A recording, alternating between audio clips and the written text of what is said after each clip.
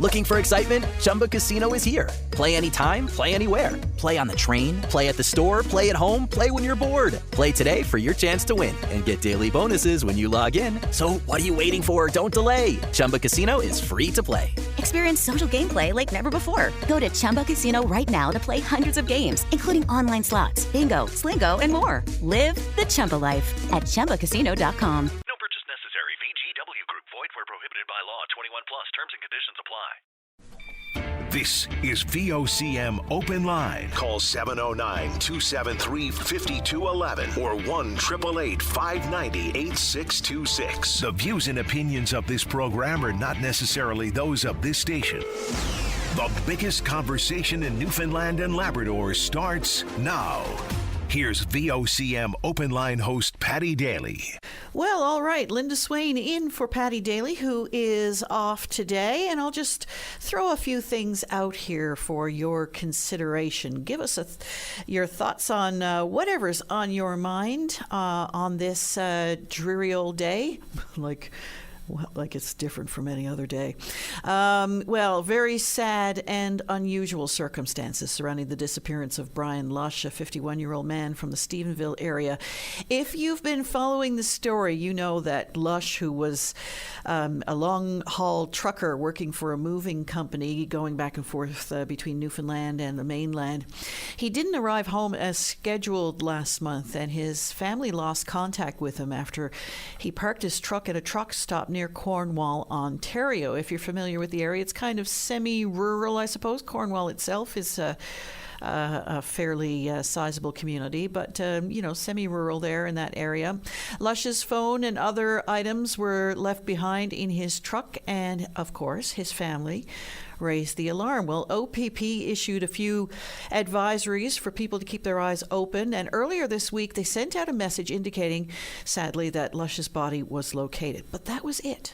That's all they said. They extended their condolences to the family. They didn't indicate where his body was found. And I think, when you hear that type of news, you think, well, that's very sad. And you assume then that he must have walked away and was found, somewhere in the general environs, so to speak. Well, RCMP yesterday confirmed that Lush's remains were actually found in Port aux Basques, inside the trailer of his truck, which had been recovered and brought back to Newfoundland. And that, I think, struck everybody as incredibly strange and odd. And I don't want to speculate too much about what may have happened there, but it does beg the question, how could that have been missed? And some very serious questions now being asked about the OPP's investigation into that missing persons case. And of course, our deepest condolences go out to the family, but it is certainly one that has raised a lot of questions and alarm here in Newfoundland and Labrador.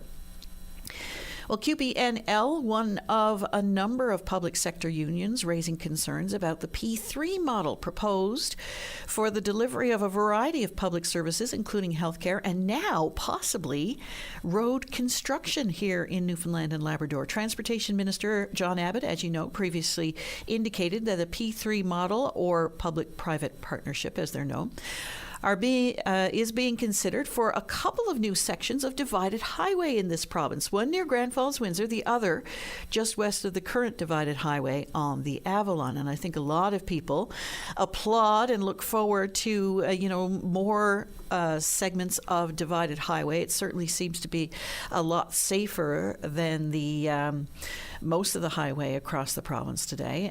As of now, there's no real understanding of what a P3 model for roadways will look like in this province. What does it mean, for instance, if a portion of the highway is owned or maintained by a private company? And I know NAPE has raised serious questions about that as well.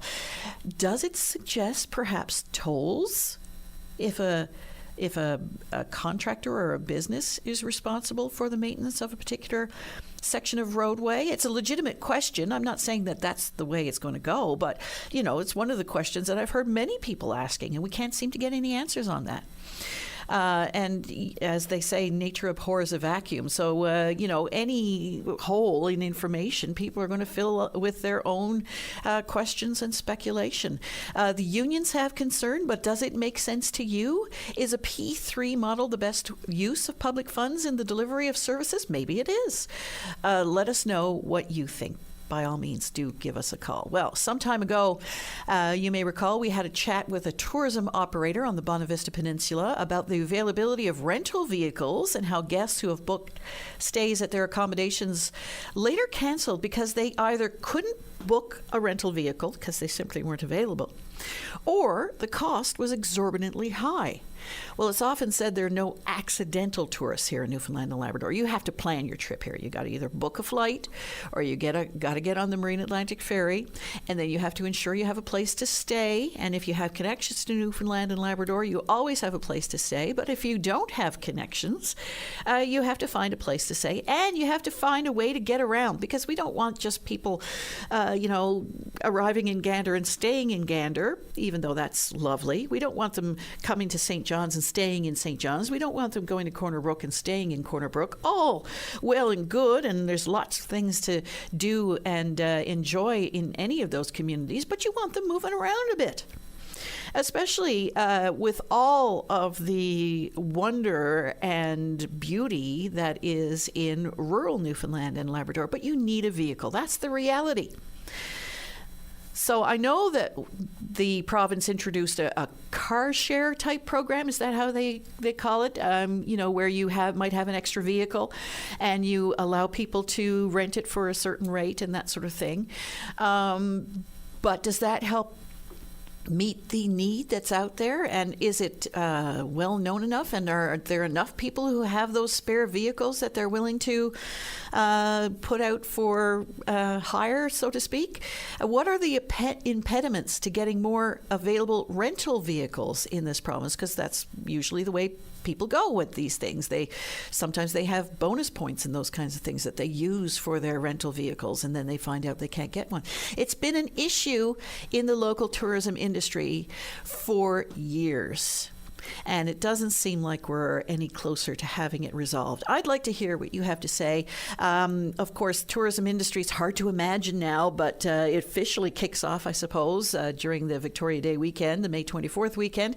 Hard to imagine because it still feels a little bit like the last remnants of winter are still kind of hanging on in many parts of the province. But tourism industry is upon us. So I'd like to hear what people have to say about that.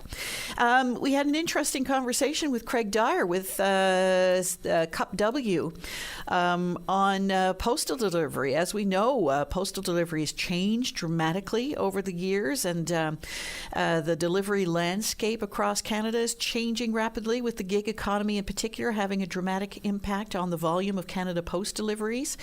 Craig Dyer says the emerging gig economy means that people will deliver parcels in their own vehicles in the evenings and on the weekends when they're free for a so-called low rate based on incentive with no benefits or workers' comp. And these are the whole notion of the gig economy, while it works for a lot of people, is of great concern to many of the larger unions who say people are not protected in the same kinds of ways as they would be, with full-time employment, especially unionized employment.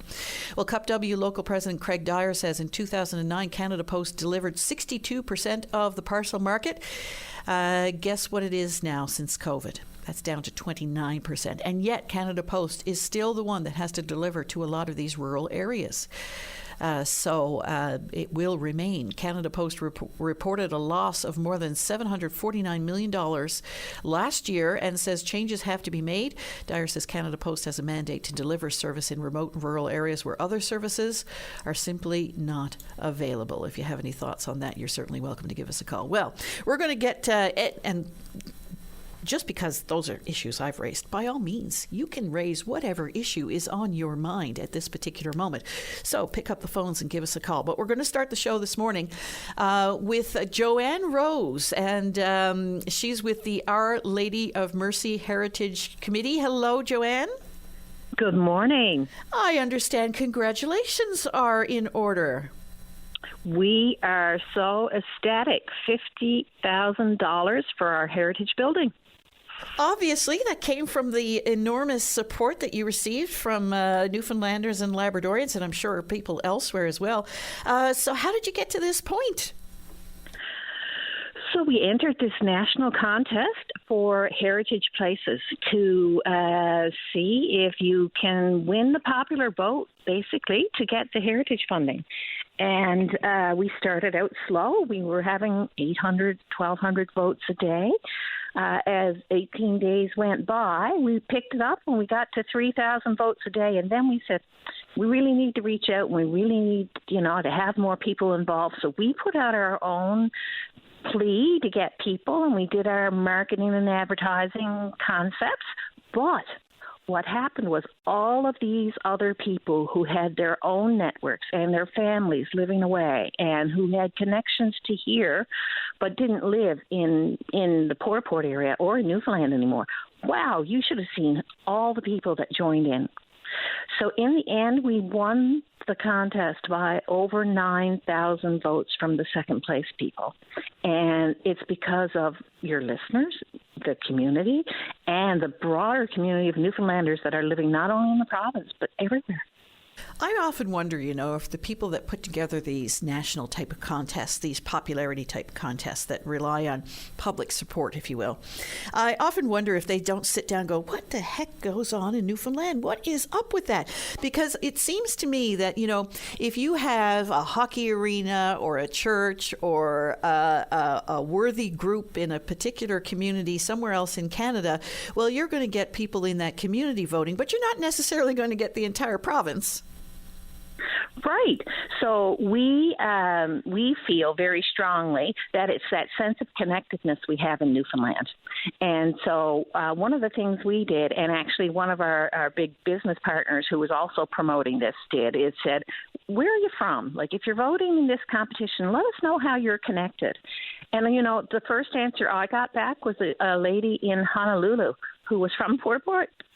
And she was voting every single day. And both of us, our websites, we were just floored with the number of people who said, I'm living in France, but my mom is there in Kippens. And I've been to this church, or my parents brought me to this church when I was a little girl. Or it's that whole sense of connectedness. It's amazing. And it seems to me that, structures like hockey arenas and churches and places where people gather for a singular purpose really does resonate with people even now, even today. Right. And so this particular building, it hasn't had masses since the 1990s, except for a special mass here and there. It's a cultural center. It's where we do music and we host events and things like that. We still do weddings and all of those things. But you've got generations of family here, and it's so heartwarming. This building was built by the community almost 100 years ago. And so people come in and they say, my uncles worked here. They were helping to build this site. And that building was built by volunteers in the community. It took them 14 years. It's a massive, massive structure. It's absolutely glorious. But there's so many people that can relate to it. And such a beautiful building. I must admit, I haven't had the pleasure of seeing it in person yet, but I've seen the pictures, and it's just awesome. I know, and so it's going to turn 99 years old this year, and I said in the competition that when you walk inside the building, you are wrapped in a warm, golden embrace. It's gorgeous.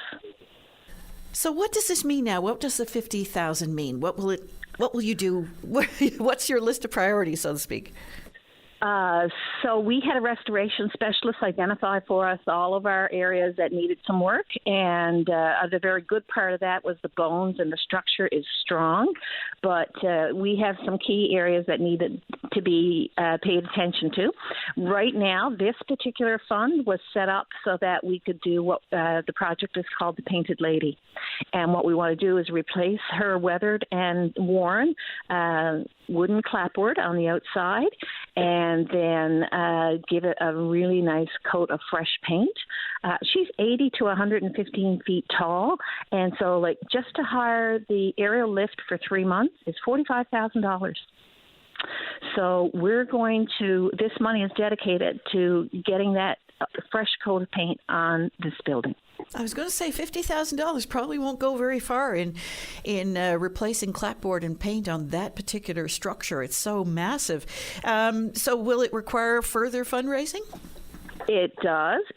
So we've been working diligently to submit some proposals for funding from various sources, provincial and federal sources and other heritage sources. And we've been successful as we go along. So this $50,000 will complement some monies that we get from other area. And we're constantly in a fundraising mode because restoration, as you say, takes a lot of money. Well, congratulations. Do you have any kind of like a little celebratory gathering planned? We did. We had one last night. We had 60 people. We had cake, tea, coffee, and we had a ball. Everybody so many people contributed. A local gentleman, we were asked to do an interview in French, and I said, I don't have anybody on my team French. So I contacted a retired teacher, and he said, absolutely, I would love to do that for you. So people like that came together last night, and we all talked about the success and how happy we were to be part of the process. It was wonderful.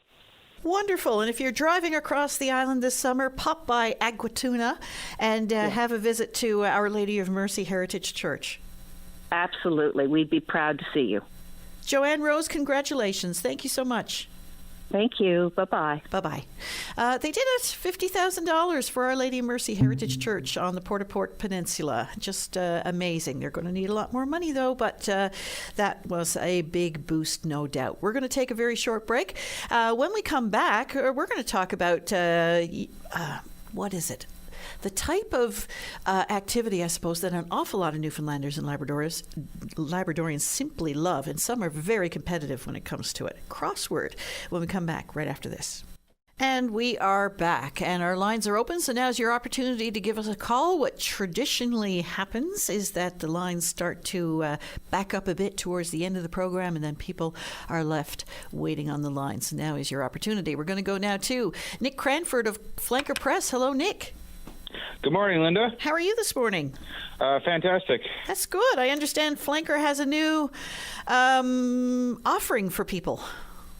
Yeah, I just want to let everyone know that I am back with the first Newfie crossword.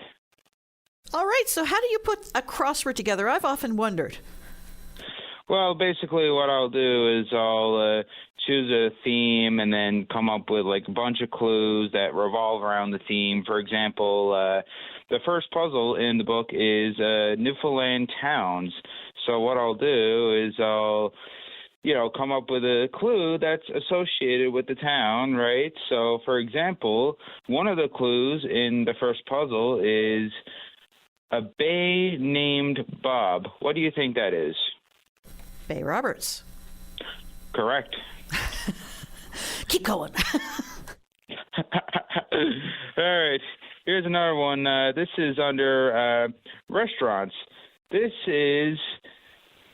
clue is call 738-8888. Peter's Pizza. Tastes you great. got that correct. So on and so on, right? Right on.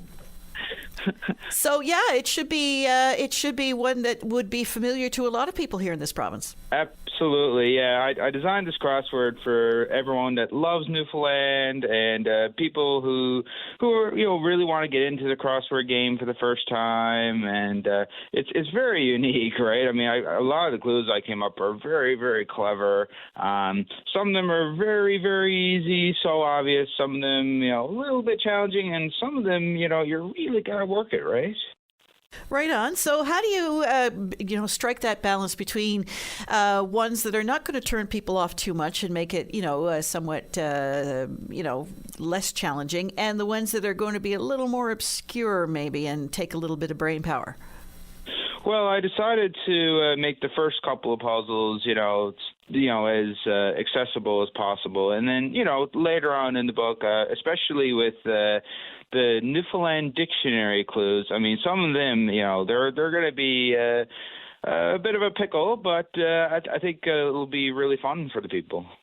What do you suppose it is about crosswords in particular that people love so much? Because I know people that, everybody is familiar with the New York Times crossword, and people around the world, thrive on that every single day. So what is it about a crossword in particular that people find so challenging and intriguing? Well, I think it's just the thrill of finding, solving the clues. I mean, everyone loves the word games. I mean, as you know, I've created the Word Search in Newfoundland Labrador, which has become very popular. So I decided I really wanted to really challenge myself this time, something different, something that Newfoundlanders I know that are going to love, because, the response to the word search was very overwhelming. So I thought, why not give the crossword a try? I had no idea until recent years, anyway, that word search was so popular here in Newfoundland and Labrador. Yeah, well, my great-grandmother absolutely loved them. She had stacks of them in her room. I'd be seeing her doing the puzzles all the time. It's crazy. So is that what inspired you for the word search book? That's right. Yeah. My great grandmother. Unfortunately, she's not here to see the Newfoundland one, but I'm sure she's looking down and very proud. So the crossword, where can people get it? They can get it at Costco, Chapters, Kohl's, Down Home, Circle K's, Orange stores across the island, also on Amazon. So be sure to look for the orange cover with a moose on it. Oh, there you go. Should be easy to spot. What else have you got up your sleeve? I also released the word search of Nova Scotia recently, so that's starting to take off out in Nova Scotia. So if anyone has any friends in Nova Scotia, be sure to let them know about it. Or if you're interested in the Nova Scotia, you can pick it up at the Flanker Press or Amazon. Right on. And where do you find the clues? Are they all in your head, or do you do a little research or Googling, so to speak, or what? I do a bit of research, and then I'll come up with the stuff. Yeah. And having a little bit of a bead, no doubt, on Newfoundland culture helps. Oh yeah. It's going to be a very immersive experience for everyone. That's all about Newfoundland tourists and people living home alike. Do you find that the tourists pick these things up on the way, or people coming down from Ontario or Alberta, whatever the case may be, and say, hey, I'm going to bring this back to my friends or my mom or my sister or whatever? Oh, tons. With the tourist season coming up, as you mentioned, I'm sure that these are going to be very popular items. Well, Nick Cranford, all the best. Thanks so much for your call this morning. Well, thank you, Linda, and be sure to get your crossword because you might be in it as well. Uh-oh. Are you telling me I am? Well, you'll have to see for yourself. Right on. I should make a caveat. I have no idea what your clue might be. Well, that's... We'll wait and see. See. All right, Nick, thank you so much. Have a great day, Linda. Okay, you too. Bye-bye. Nick Cranford of Flanker Press there, now with a Newfoundland crossword. And, they put out a word search there not too long ago, and I understand it went really well. And I had no idea, Dave, that word searches were so popular here in Newfoundland and Labrador. But thinking back now, I can remember seeing people playing word search, in kitchens in my memory, if you know what I mean. So anyway, very interesting indeed. If you have any thoughts on that or anything else you want to give us a call, by all means do so. The number's right here. And we are back. Lines are open, so if you want to give us a call, you can certainly do so now. The provincial government has released the details of the repatriation of the remains of an unknown First World War soldier to Newfoundland and Labrador. And for a lot of people, this is the 100th anniversary, I believe, of the National War Memorial in downtown St. John's, one of only two National War Memorials in the country, of course, the other one being in Ottawa, the National War Memorial on Duckworth Street being the one for Newfoundland when it was a Dominion. And it seems strange that it's been so long since we had a tomb of the unknown soldier, which is a fairly common monument throughout the world to commemorate people who have paid the supreme sacrifice. Well, the repatriation will be part of the centennial celebrations for the National War Memorial in downtown St. John's, which is, as we already said, one of only two National War Memorials in the country. Repatriation will begin on May 25th with a ceremony at the Beaumont Hamel Newfoundland Memorial in France. And, of course, Beaumont Hamel being the most iconic of the battles in which members of the Newfoundland Regiment participated with such a devastating impact and far-reaching impact on Newfoundland and Labrador. So many young people's lives lost in that particular battle. As I said, the reverberations are still being felt today. In fact, some people mark that as the harbinger of confederation with Canada and the loss of nationhood here in Newfoundland and Labrador, because so much young, bright talent was lost in that particular battle. So repatriation will begin on May 25th at Beaumont Hamel. Later that same day, the remains will arrive in St. John's, flown in, and be taken to a hearse to a secure site. It will pass by a number of sites of historic significance to Newfoundland and Labrador during the First World War. The public will be invited to pay their respects as the hearse makes its way through the city. So expect to hear more about that particular motorcade. And from June 28th to the 30th, the remains of the unknown soldier will lie in state at Confederation Building for people to, again, pay their respects. And so many of us here in Newfoundland and Labrador can hearken back to or know of a family member affected during the battles in World War I, with Beaumont Hamel, of course, being the most significant. The following day, at a ceremony commemorating the 100th anniversary of the National War Memorial, the remains will be finally laid to rest in the tomb of the unknown soldier, where they will be held in perpetuity back on Newfoundland soil. And it's really quite extraordinary when you think about it, especially in this day and age when it's becoming easier.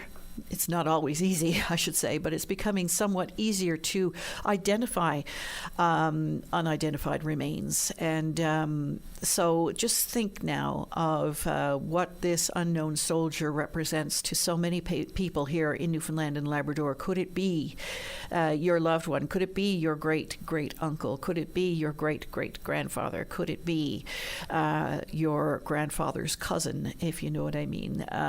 It should have a fairly significant impact on an awful lot of people. So more information on those ceremonies will be released at a later date. And if anybody has any memories or stories of those lost in World War I, you are certainly welcome to give us a call. Well, we are going to go now to Doc O'Keefe. Hello, Dennis.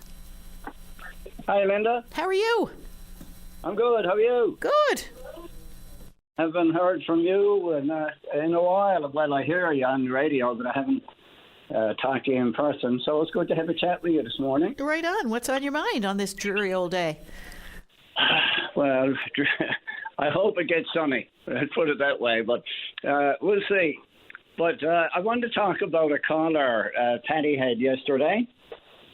And it was the last caller in the morning. And he was talking about the quality of, or the lack of quality of government we have in Canada today, and the lack of connection that governments now have with ordinary people, and the tendency of governments today to disregard people pretty well and not pay attention to what people have on their minds.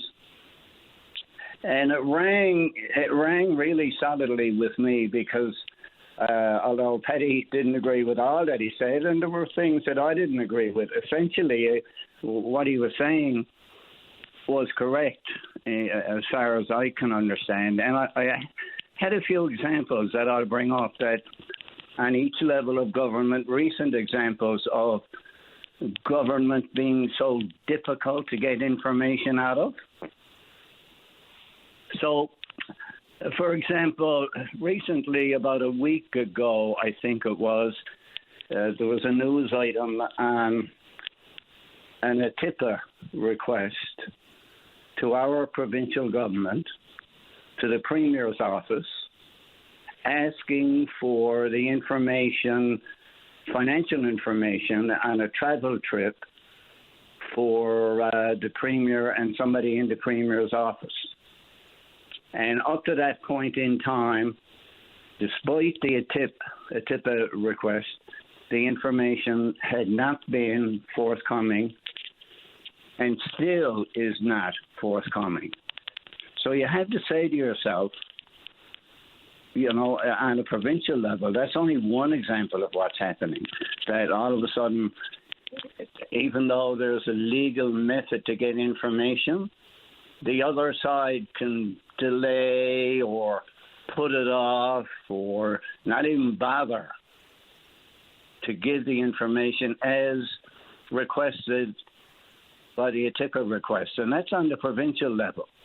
Now, I go down to City Hall and I look at the current council and I look at the fact that they went all the way to the Supreme Court of Canada. Whatever the cost was, they went all the way to the Supreme Court of Canada to try and not tell the people of the city the financial deals that were worked out as a result of the Mary Brown Centre controversy. Again, you have to ask yourself, why is that? Because ultimately, the court said, the judge, thank God, said, give the information, make it public. It is the money belonging to the city, the people of the city of St. John's. It's their money, and they deserve to know how you spend it.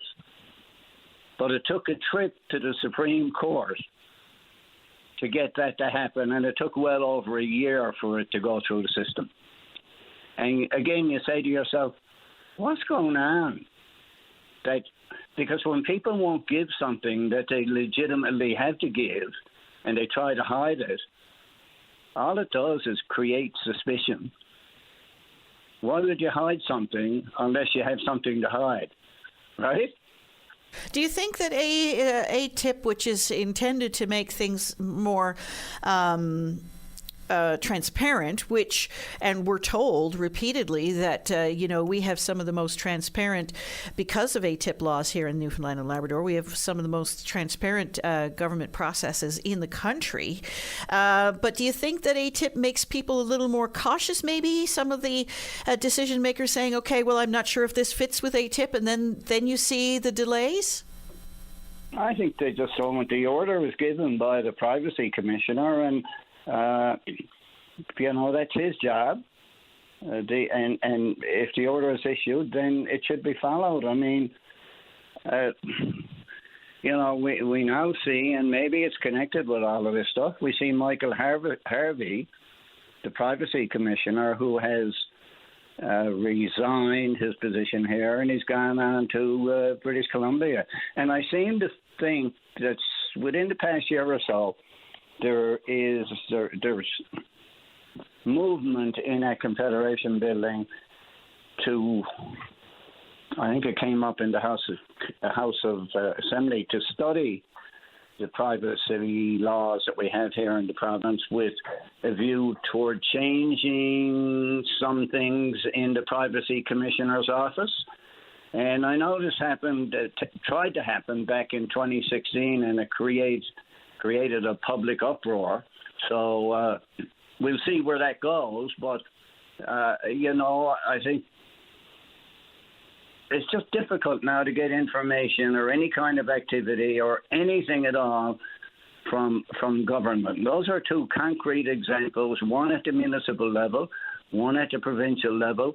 And on the federal level, if you look at the recent developments in the Arrive Can scandal and how we still really have no information on what happened there, even though one of the principals involved was brought before Parliament and questioned and still refused to give any solid answers. It's almost like the gulf between the public and the elected representatives of the public is getting wider and wider and wider. So the whole concept of working together is not like it used to be, if it ever was really, really good. And this is what Mike was trying to point out yesterday. And in his opinion, Canada is in trouble because of this chasm that is opening up between those who govern and those who pay for those who govern. And he spoke to the quality of people we vote in and all that sort of thing. And I just thought, he's on the right road. Things had to change. Doc, we'll have to leave it there. I really do appreciate your time, though, this morning. We'll see what others have to say. Yeah, it's really important because the whole concept of government is that government is for the people and by the people. But it just seems to be that lately in this country, government is separate entirely from the people, and it does what it wants, no matter if that is what people really do not want. And then that includes our taxation, and like people were upset over the sugar tax, and the Fury government went ahead and did it anyhow and created, I would hope that every time people pay the sugar tax, every time they get a bottle of Pepsi or whatever they buy that is now taxed and brings in $14, $15, $16 million a year to the province, that when people vote within the next year or so, when they look down at their ballot and they say, oh yeah, sugar tax, you're gone. Dennis O'Keefe, I appreciate your time. Thanks, Linda. You have a good day. All right, you too. Okay, bye-bye. Bye. We're going to go now to Don Drew, who is the operations manager with Newco Metal and Auto Recycling. Hello, Don. Good morning. How are you this morning? I'm great. How are you? Good. Well, a little bit disappointed, no doubt, because the proposal that your company had put forward for an apartment building has been rejected, although many of the councillors say that they rejected it reluctantly. So tell us what your plan was there. Well, presently in the city, as we all know, there's a major problem with accommodations, whether it's for existing people or people moving in. And within our company, Newco is no different. We have staff now living on Bell Island because they can't get accommodations in the city. And getting back and forth is very difficult and very costly to them. And we also have staff people who cannot get accommodations. And they're actually not been able to do the work. We have existing staff people within the province. We have international staffing that we've hired in the last couple of years. We come from Ukraine, and we have staffing that are from the Philippines that are coming in now. And we're a growing company. We have right now 12 locations throughout the province, but our main production facility is here in St. John's. So we have our staff that can't get a place to stay. People are staying in one room, couples with one child. We have people coming in that want to bring their family in. That's what we want. We don't want one person coming in to go to work. We want families to move in. There is no place for them to go.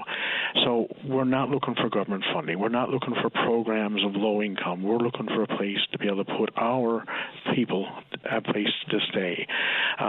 These will be 2-bedroom units, 12 units we're putting there, 400 square feet each, with air conditioning and proper, laundry facilities, washers and dryers and everything.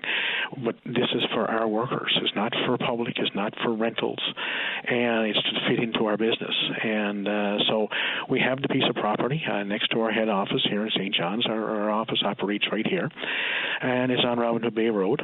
There is residential properties just a couple of 100 feet away. A condominium on the other side of the street from those residential properties.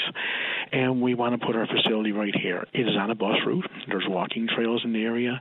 There's restaurants within walking distance to shopping centers on Stavanger Drive and supermarket. There's a bus run or a walk not too far away.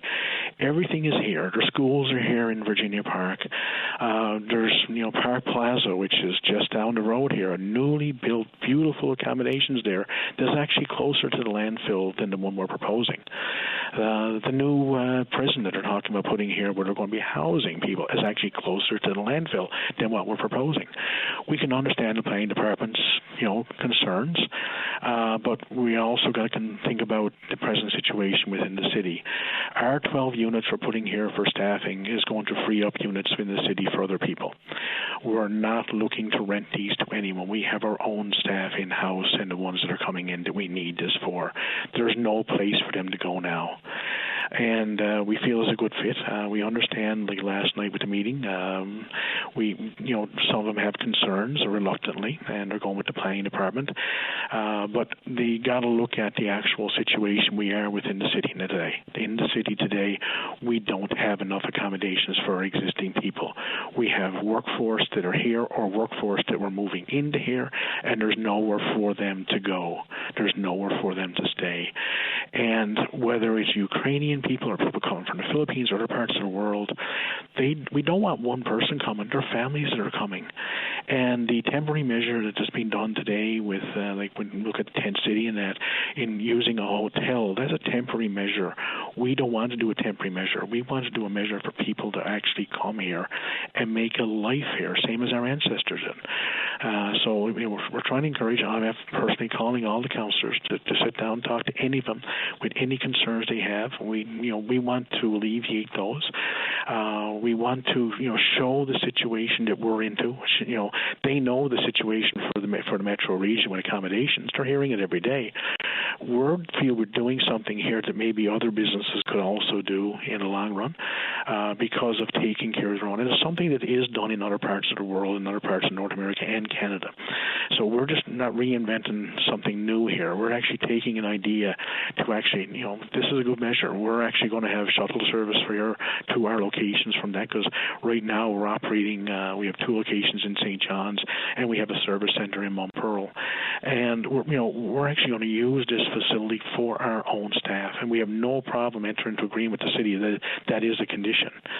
So we're hoping this will when it gets to council next week, that the minds can actually see this side of it. And we know it's a long road to get to that approval process, with zoning and everything, and we're willing to do that. But the land is there; it's vacant land, and we own the land. It's not like we got to go purchase it. We actually have it here. It's adjacent to our head office. We work here every day. My office is literally 100 feet from where this new structure will be going, and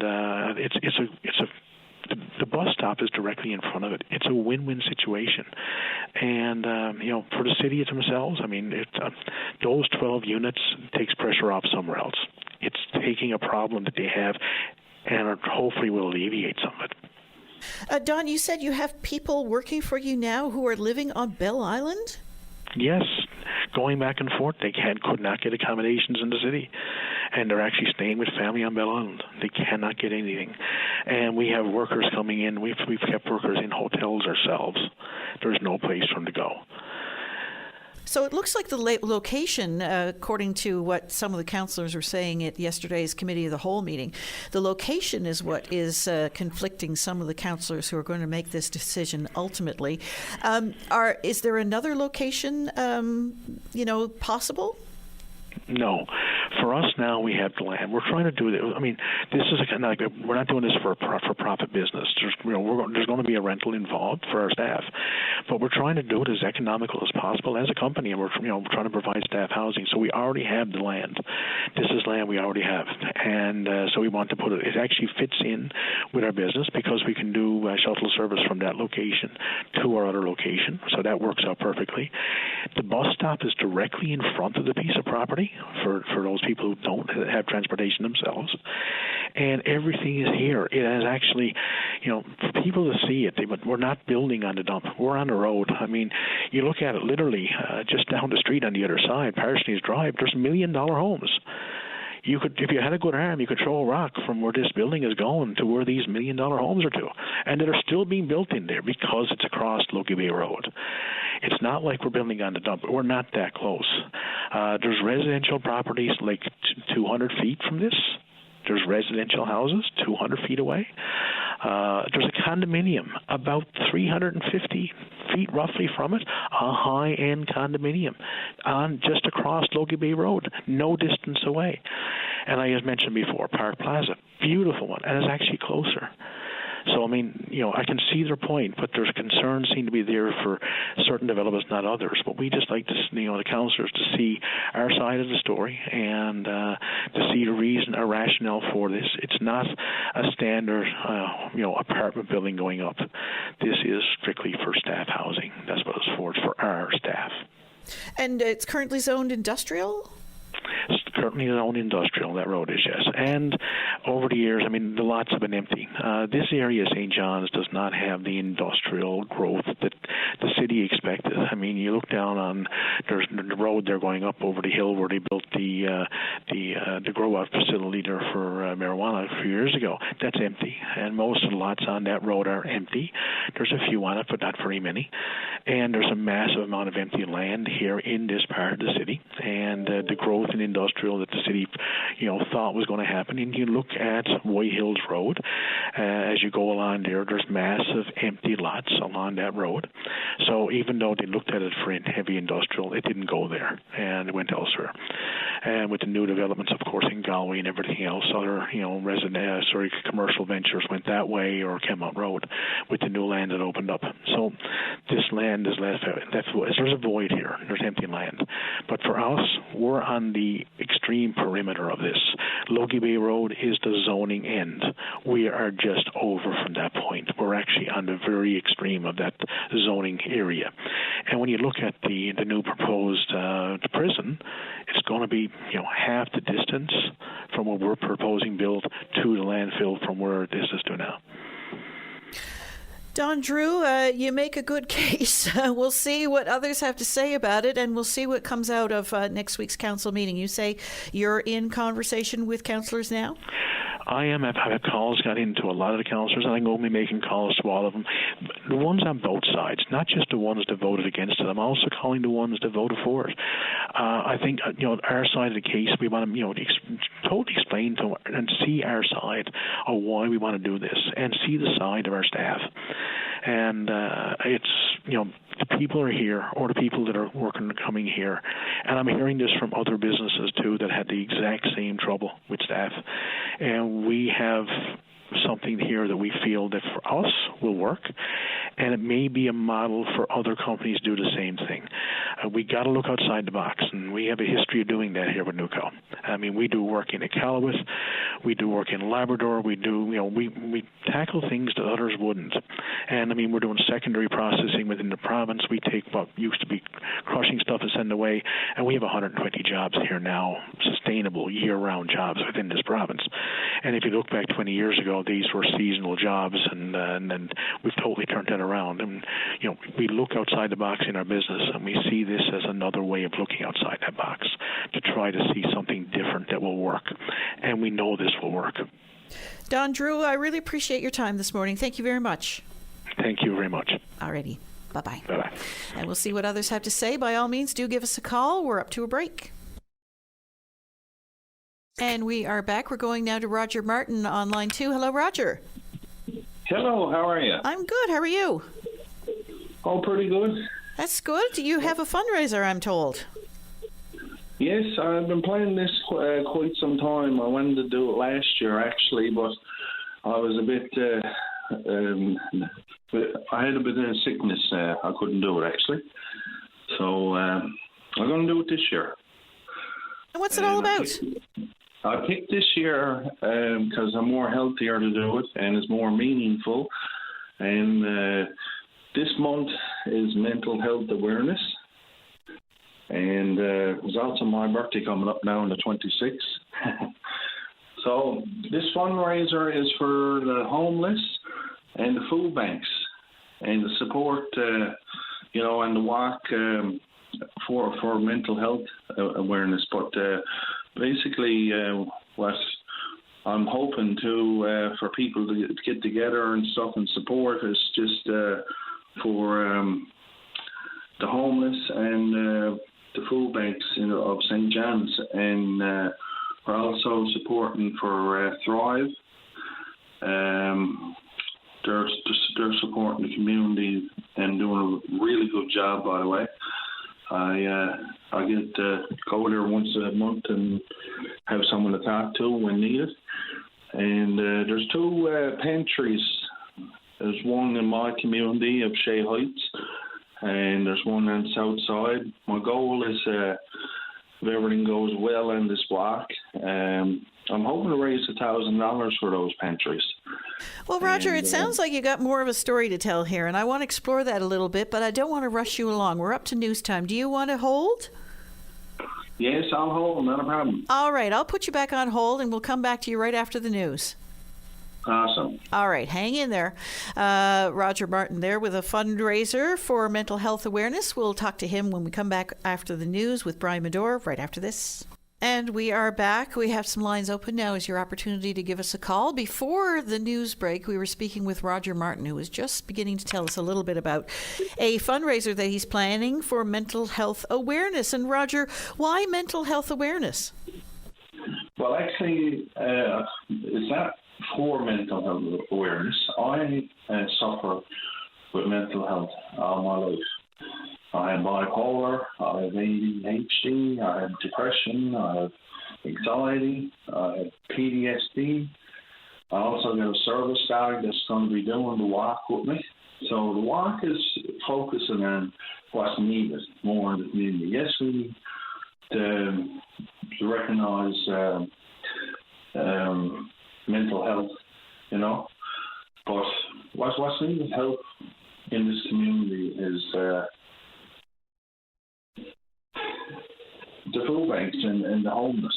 I've been there years ago. I've been in the streets for 3 weeks straight. I didn't want to come home because I had drug addiction, and I woke up with 4 inches of snow.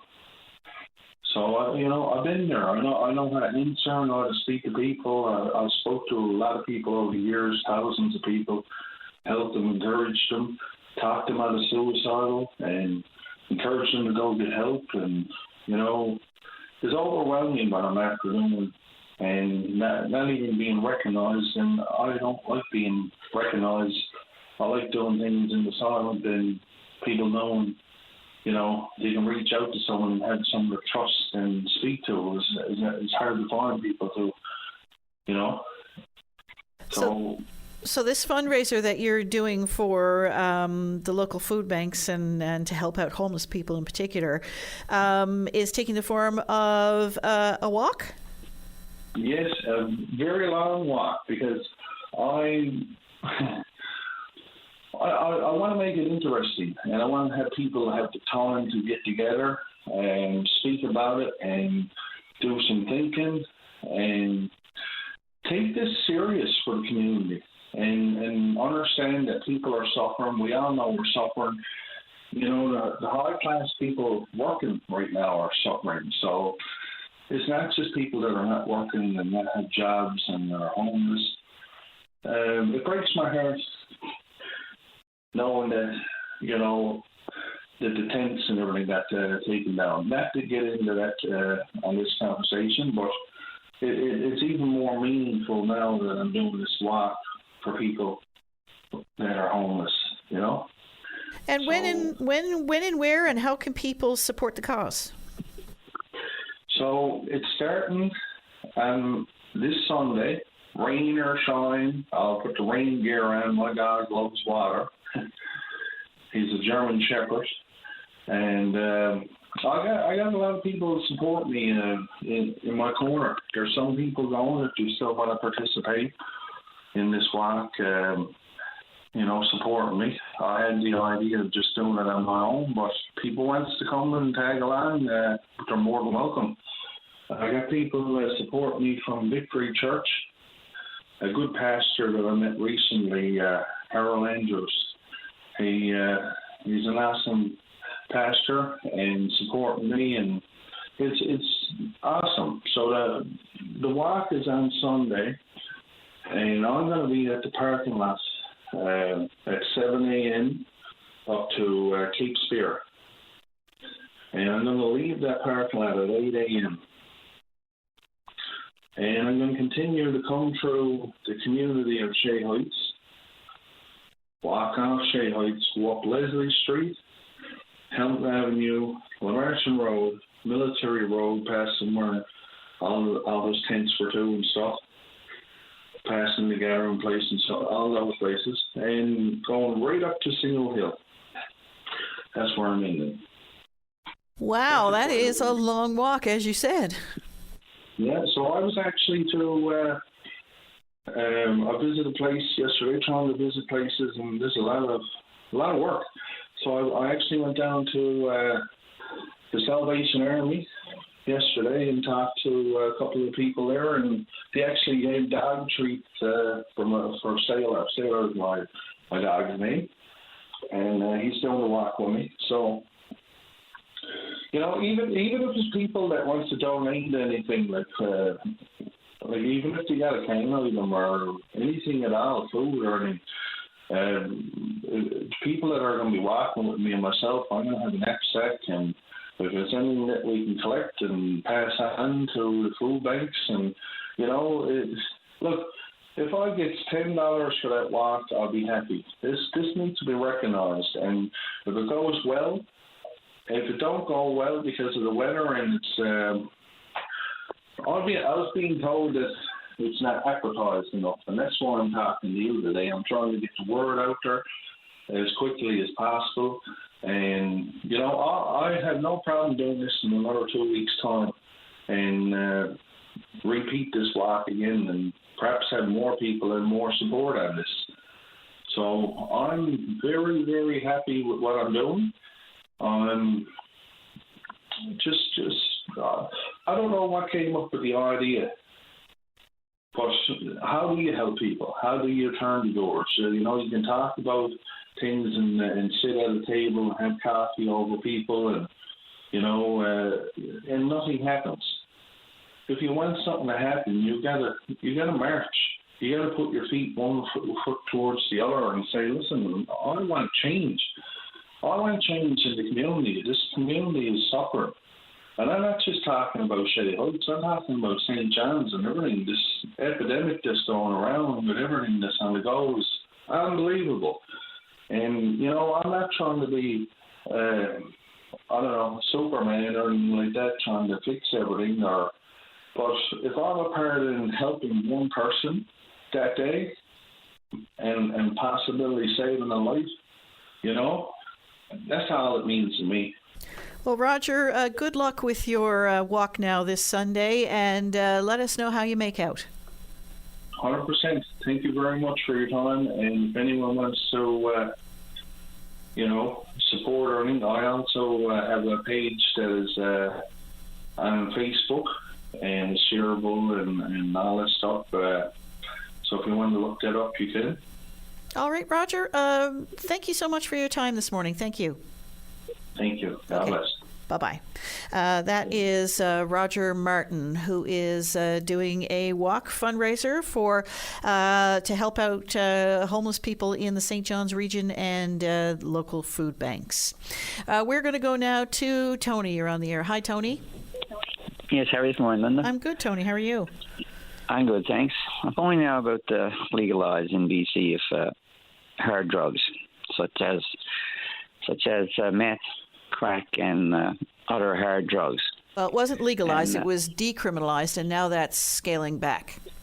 Yeah, what they done, the NDP won the pilot project, so the Liberals passed Bill 75 that would basically decriminalise it, and they were allowed to use it in hospitals, coffee shops, on buses where children are too, and also in parks and any other place they wanted to, on children's playgrounds everywhere.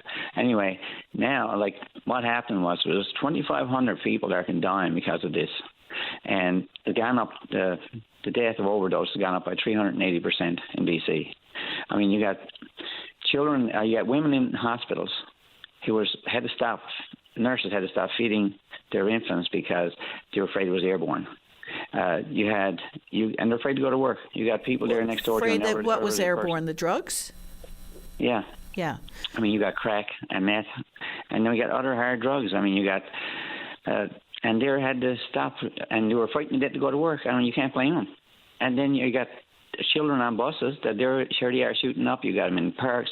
It was getting so bad that children's soccer fields, the parents got to go out and check the fields to make sure there's no needles or anything there. Well, certainly there was a big public pushback on that, and I think the intent when it was raised initially was, there is a serious drug problem in cities, let's not kid ourselves, right across this country, but Vancouver, I guess, is like the first place, if you will. And what they were trying to do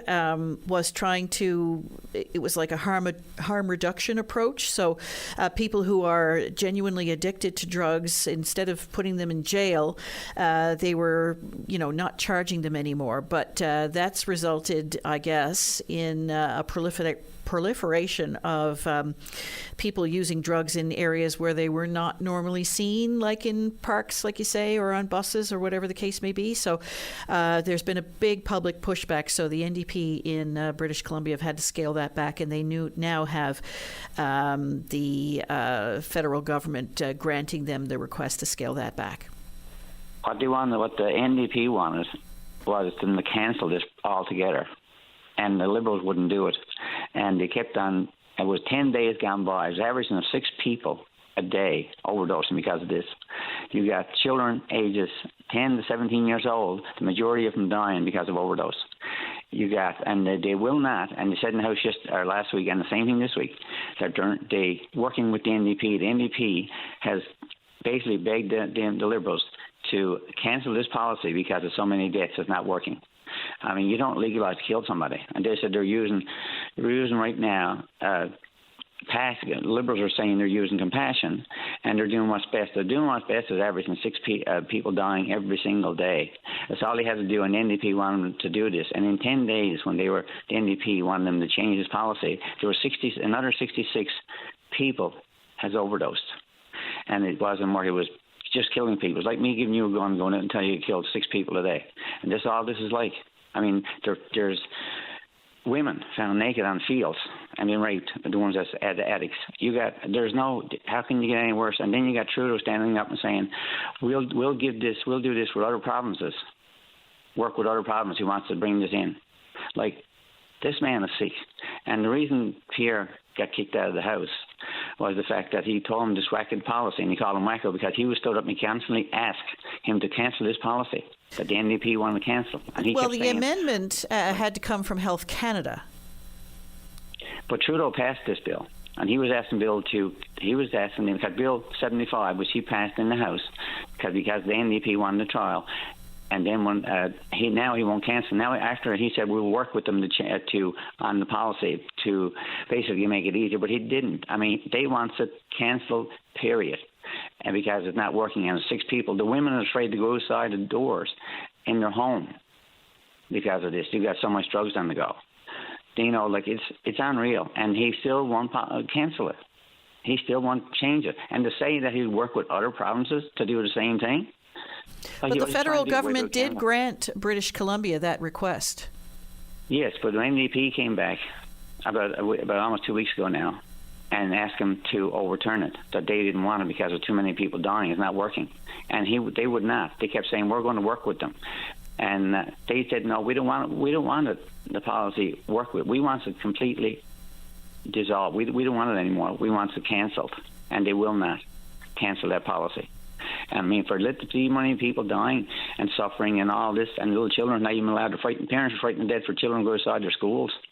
Like, it's unbelievable. And then put in hospitals just to say, like, okay, here it is, we're taking away more rights. We got everybody up there scared to death. And he will not change this policy. I mean, he's the worst thing in Newfoundland. He's most dangerous. This party is the most dangerous party we ever had in Canada. And that's if you go right back to the first one, Federation. I mean, I never seen anything like it. And this, like, I hear Colin phone in about this jail, not bail. And he was putting the fear in everybody, saying if you got pulled over, you could go to jail. No, it's the other way around. This jail, not bail. We had one person arrested 3 times and let out on bail the same day. And you got the RCMP now who's contacting, writing federal government, asking to get these passed this office. That's another one they changed, that you let them out on bail, not to go to jail. And you got, and they wrote them because they can't. Everything is out of their hands. They can't do anything. There's another guy got charged. The guy had a bank. Just finished about this. Another guy got caught for robbing a liquor store.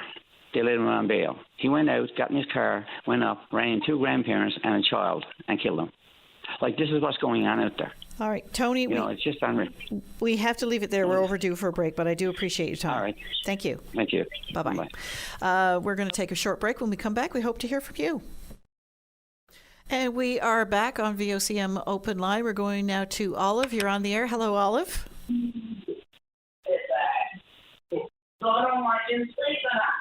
Hello, Olive. Hello, Olive. Okay, I have to put her back on hold, Dave, because I can't.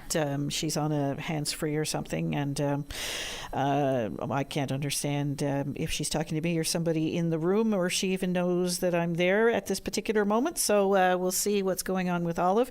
In the meantime, you heard what Tony had to say about what was going on in British Columbia, and as of yesterday, Mental Health and Addictions Minister Yara Sachs says the federal government granted British Columbia's request to scale back its drug decriminalization pilot program. They had introduced this pilot program that would decriminalize the use of small amounts of drugs, hard drugs such as heroin, fentanyl, cocaine, and methamphetamine. The idea was not to have people who are genuinely addicted end up in jail for their addiction, and it has resulted in this proliferation, if you will, so it seems, of drug use in public places that has really resulted in a huge public pushback in British Columbia. So the British Columbia government sought from the federal government, because they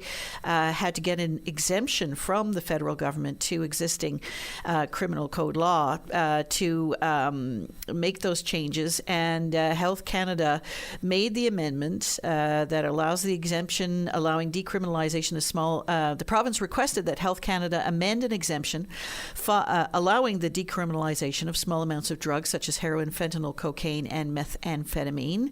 BC Premier David Eby says his NDP government was trying to recriminalize the use of those drugs in public places such as hospitals and parks, because as the BC government in British Columbia puts it, they don't want to see people penalized for their drug use, but they also have a responsibility as a government to ensure public safety and that people feel safe.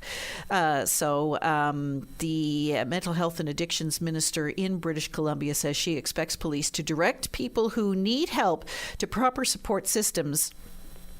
And if they're using drugs, hard drugs, in public areas, they have the ability, police now have the ability in British Columbia to remove them from the scene if they refuse to go, and only make arrests in extreme cases where public safety is at risk.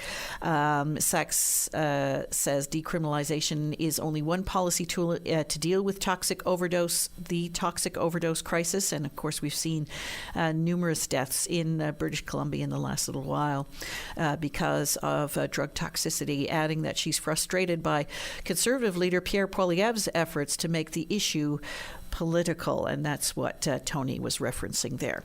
So a little bit of context for you. We're going to go now to Olive. You're on the air. Hello, Olive. How are you? Oh, good. How are you? Not too bad, considering the mental health crisis and all that matter. Okay. I can go everywhere with this, my love. Drug addiction. Okay. I've seen so many people go in this direction, the mental health, all this issue. I mean, I wanted to go in a lot of different directions with this, Linda, but at the moment, it seems you were just talking about the drug addiction issue. The government gets us addicted to cigarettes and puts up the price. There was an older gentleman on Openline there sometime last year, and he was in his 80s. Now, this dude has been smoking since he can remember being alive, and all he wants is a cigarette. And the dude's dying, and he can't have a cigarette because he can't afford it. Ain't right. Wrong. This guy's a veteran, right? He should be able to have a cigarette. The drugs, about doing it in public, I think it should be done in public so people can see what's been happening. Because I've been around a long time, and I've seen everything. I've been around this whole mental crisis issue. I used to put it on a clock, Linda. It starts at 12 o'clock. And you can go 1, 2, 3, 4, and go right back to 12 again. And you start all over. 12 o'clock is Barry, and it goes right back to Barry at 12 again. Because you can go around and around in circles to get help here, and there isn't any. I'd like to know where all the money went. Sorry, Olive, I don't mean to interrupt you, but so what kind of support have you sought out, and what has been the outcome?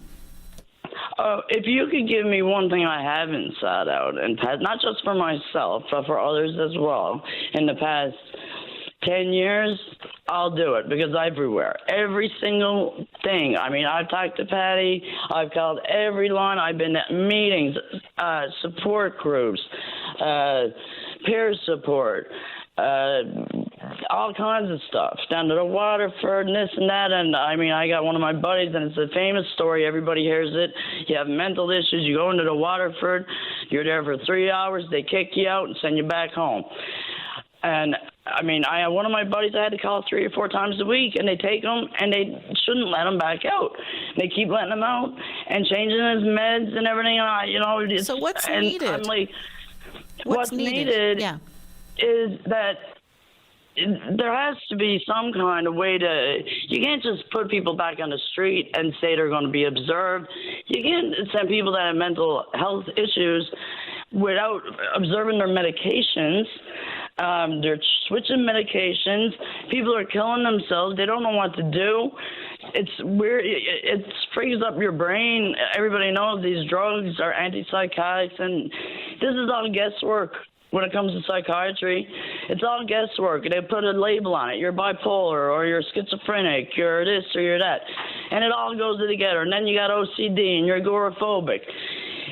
And then they'll just give you drugs. And then if that don't work, let's add this. Let's try this and off that, and we'll switch to that. You can't do that to someone's brain. People end up killing themselves, and they don't even know why they're doing it. Because they're sending people out onto the street, and they need help. And the people that are looking for it, and they're begging. And I begged for myself and for others, begged for help. And there isn't any. And my own son has major issues. He spent a lot of time in federal prison. As soon as he turned 18, he was gone because he didn't get any help. And now the kid's gone off his head. They got him on this medication, that medication, and he's not right. And I had to turn my own kid in. I'm telling you, this kid needs help. He's my own kid, and I got to turn him in and tell them, this kid is dangerous. If he don't hurt himself, he's going to hurt someone else. So what has to happen here? And the cops told me, flat out, the RNC told me, and I said, so in order for you to take him, does he have to really, really hurt somebody that he already did? And they said, yeah, basically. We can't do nothing with him. I'm like, well, boy, it's on you guys when he kills somebody. And, it's not right. So what changes need to be made in the law to allow someone to have a loved one committed, for want of a better word? And again, I'm just using that word because I'm at a loss. I don't think it's a commitment thing, like having my kid committed or my buddy or myself, for that matter. It's on the government and the healthcare and whoever's in charge of all this to take care of people. And I mean, it's a disease like anything else. I mean, not like we're getting any treatment for cancer or anything on that case. I don't even want to go there. But it needs to change. The cops are not equipped to deal with this stuff. They've admitted it to me, and it goes further than the RNC. I got the RCMP. I'm after taking care of that many kids in group homes. And that another issue. I mean, Linda, this place is gone. The whole mental health crisis. And now everybody's all talking about all these posh people that live around it. They think nothing's going on. Oh, my God, now there's drug addicts in the city. Listen, everybody out there that got, for a better lack of term, their head up, whatever, take it out and look around because it's always been there. And it's about time that everybody's seen it. Well, because it's one thing. There. It's always been there. It's and one thing to see it. Somebody's going to have to look at it and deal with it. It's one thing to see it.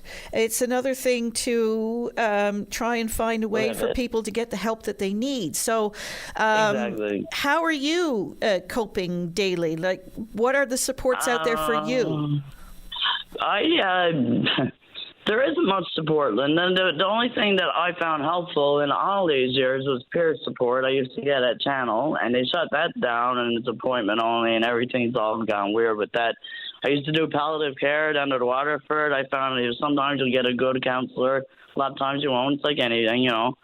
But aside from the peer counseling, really there's not much available, and, you know, it's really difficult because it's not just myself I'm dealing with, and ignorance is bliss. And I wish I was ignorant because I wouldn't have to deal with this. But I'm looking at other people I know that don't have anyone to help them. I got no one to help me. I got to help myself and everyone else. I'm dealing with it the best I can. I'm an addict as well. And I mean, when you're an addict, you're always an addict. You always will be. I got it under control the best I can because rehab's no good. You go into rehab, you want to use when you get out worse than when you went in.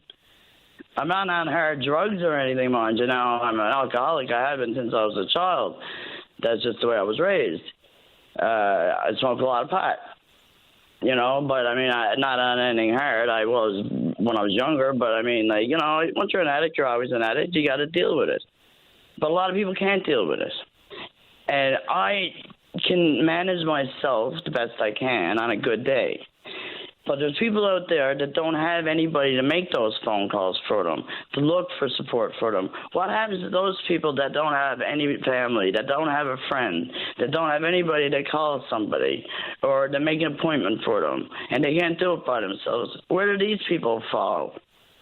And that's the big question, isn't it? I got piles of them in my hand, and I'm one of them, but I have piles of them that I'm trying to take care of. Where do these people end up when there's nobody for them to call? There's no one that's going to come help them. Nobody's going to make those doctor's appointments. They can't look on the internet. They don't know how to use the internet. You know, there's so many problems. I don't even know if there is a way to fix it, Linda. I don't know if there's a way to change the law or anything to fix this. It's like garbage all over the street.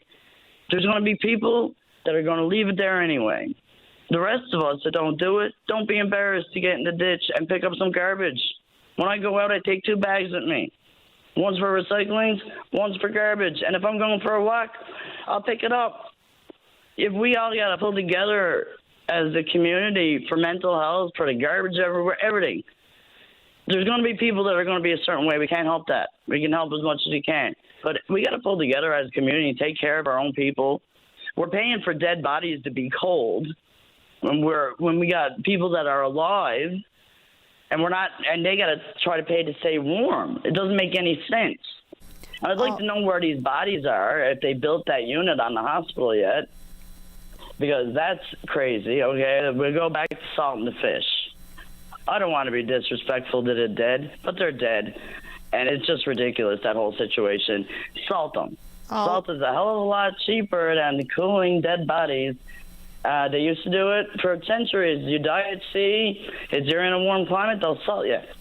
That's how you preserve dead things. We're newfies. We know how to preserve dead things. Olive. So that's my say on that. But anyway, have a good one, Linda, and thanks for letting me rant. But it's a serious situation. That's going on, and I mean, my hands are tied. So if you guys can find out anything, throw it out online and let me know if there's a number I haven't called yet. All right, Olive, I appreciate your call. Thank you. Thank you, Linda. Have a great day. Bye-bye. We're going to take a very short break. When we come back, we hope to speak with you. And we're back. We're going now to Clara. You're on the air. Hello, Clara. Hi. Hi. I'm calling about the drug epidemic here in Newfoundland. Right. I was listening to a couple of callers there. First of all, I want to say there's still a stigma attached to this the use of drugs and addicts and mental illness. I think there's a lot of people that have family members, children, spouses, friends that are drug addicts with mental illness, but they're afraid to speak out because they're embarrassed. And somehow, especially parents, are afraid because they think that people are going to say, well, you weren't a good parent. However, that's not true. I'm a parent of 3. One became an engineer, one became a nurse, and the other got into drugs. So I parented all 3 of them the same.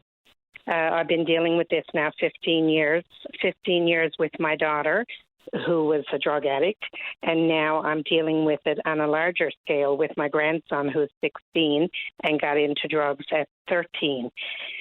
He's been in rehab in Grand Falls 3 times. He came out and just went right back at the drugs. Right now, I'm very concerned about him. He's in danger of killing himself or someone else. This weekend and the past few days, he's expressed that he wants to kill himself. He's threatened to kill his family members. He's been involved in a high-speed chase with the police. He's destroyed a shelter that he's in, and we've had him at the Janeway twice. They deemed him okay and sent him home back to the shelters. He was in court. They deemed him okay and sent him away with no conditions. And I don't believe in punishment for these children who are addicts and have mental illness. I believe that there should be some kind of medical assessment done on them and give them help. You know, they don't deserve to be thrown in jail or thrown in juvenile detention somewhere. They need help. I'm watching my grandson slowly kill himself, and it's the most painful thing that a parent or a grandparent or any family member can ever go through in this life. You're slowly watching your child die. It's worse than watching a person with cancer because you know what the result is going to be there. So but what's watching a child, is there a failure in the system, or is there no way to address it? What is your observation? There is a big failure. The system has failed my daughter for the last 15 years. You know, there was no medical assessment, nothing done on her. It's definitely failing my grandson now. Going to the Janeway twice and being sent home, you know, after saying he was going to kill himself and kill me and kill his parents, and they sent him back out on the street. And yesterday he went to court to face the charges of destroying the shelter. The trial was just set over. There were no conditions, no help given to him.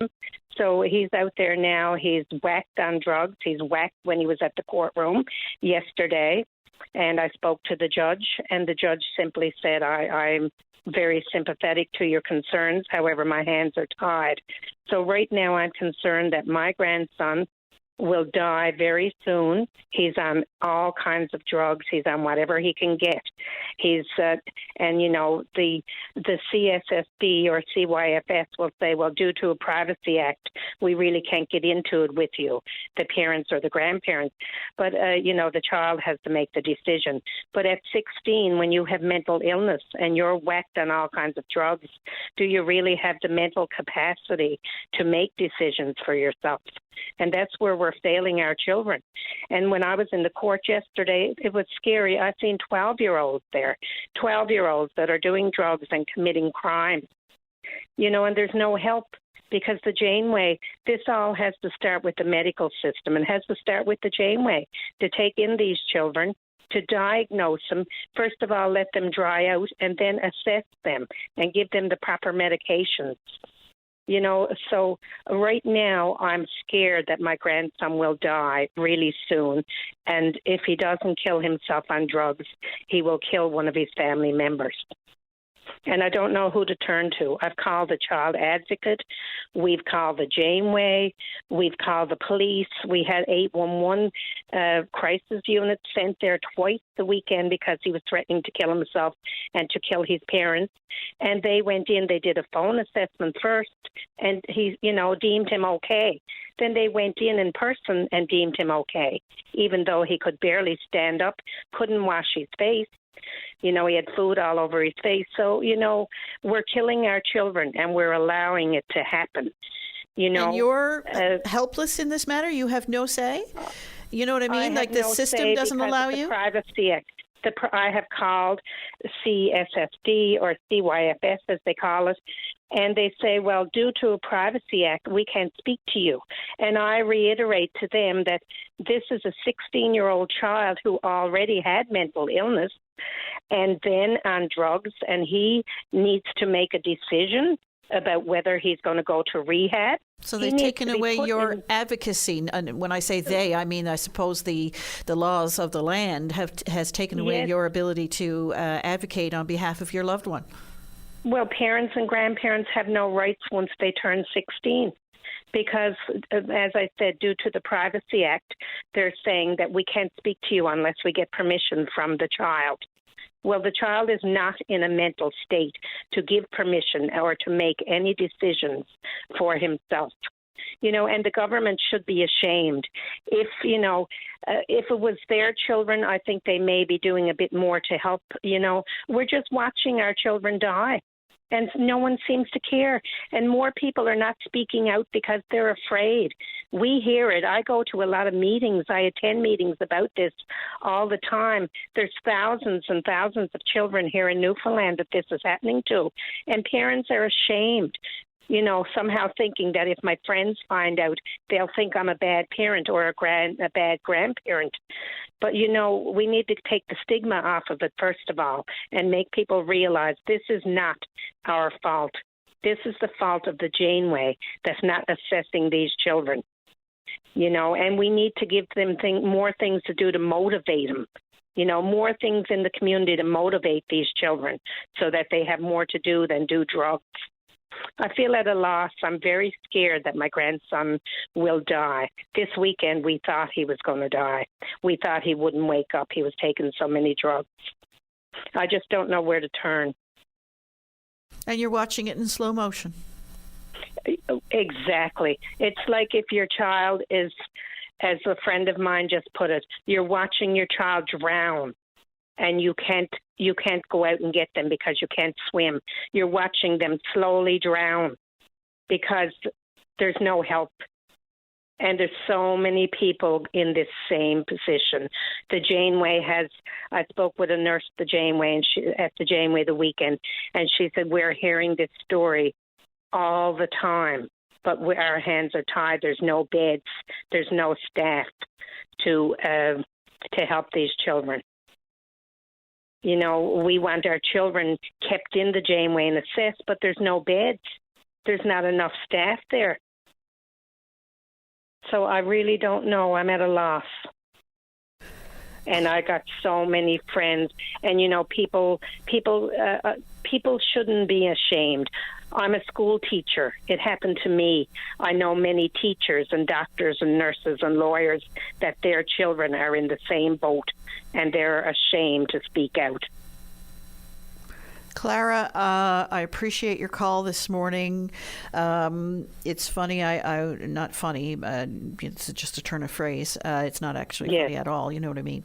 But I had this same conversation with a frustrated family member just last week, completely different situation. So it is a big problem, and it needs to be addressed. And I hope people are listening. The other thing, before I let you go, I just wanted to just bring up the point quickly that my grandson was staying with me for a while, and CSSD, CYFS, whatever they call themselves, they made it very attractive for him to leave my home and go out, because they told him without even needing to tell them that if he goes out on his own, he'll get $125 a week in his pocket with no rent to pay, 3 meals provided.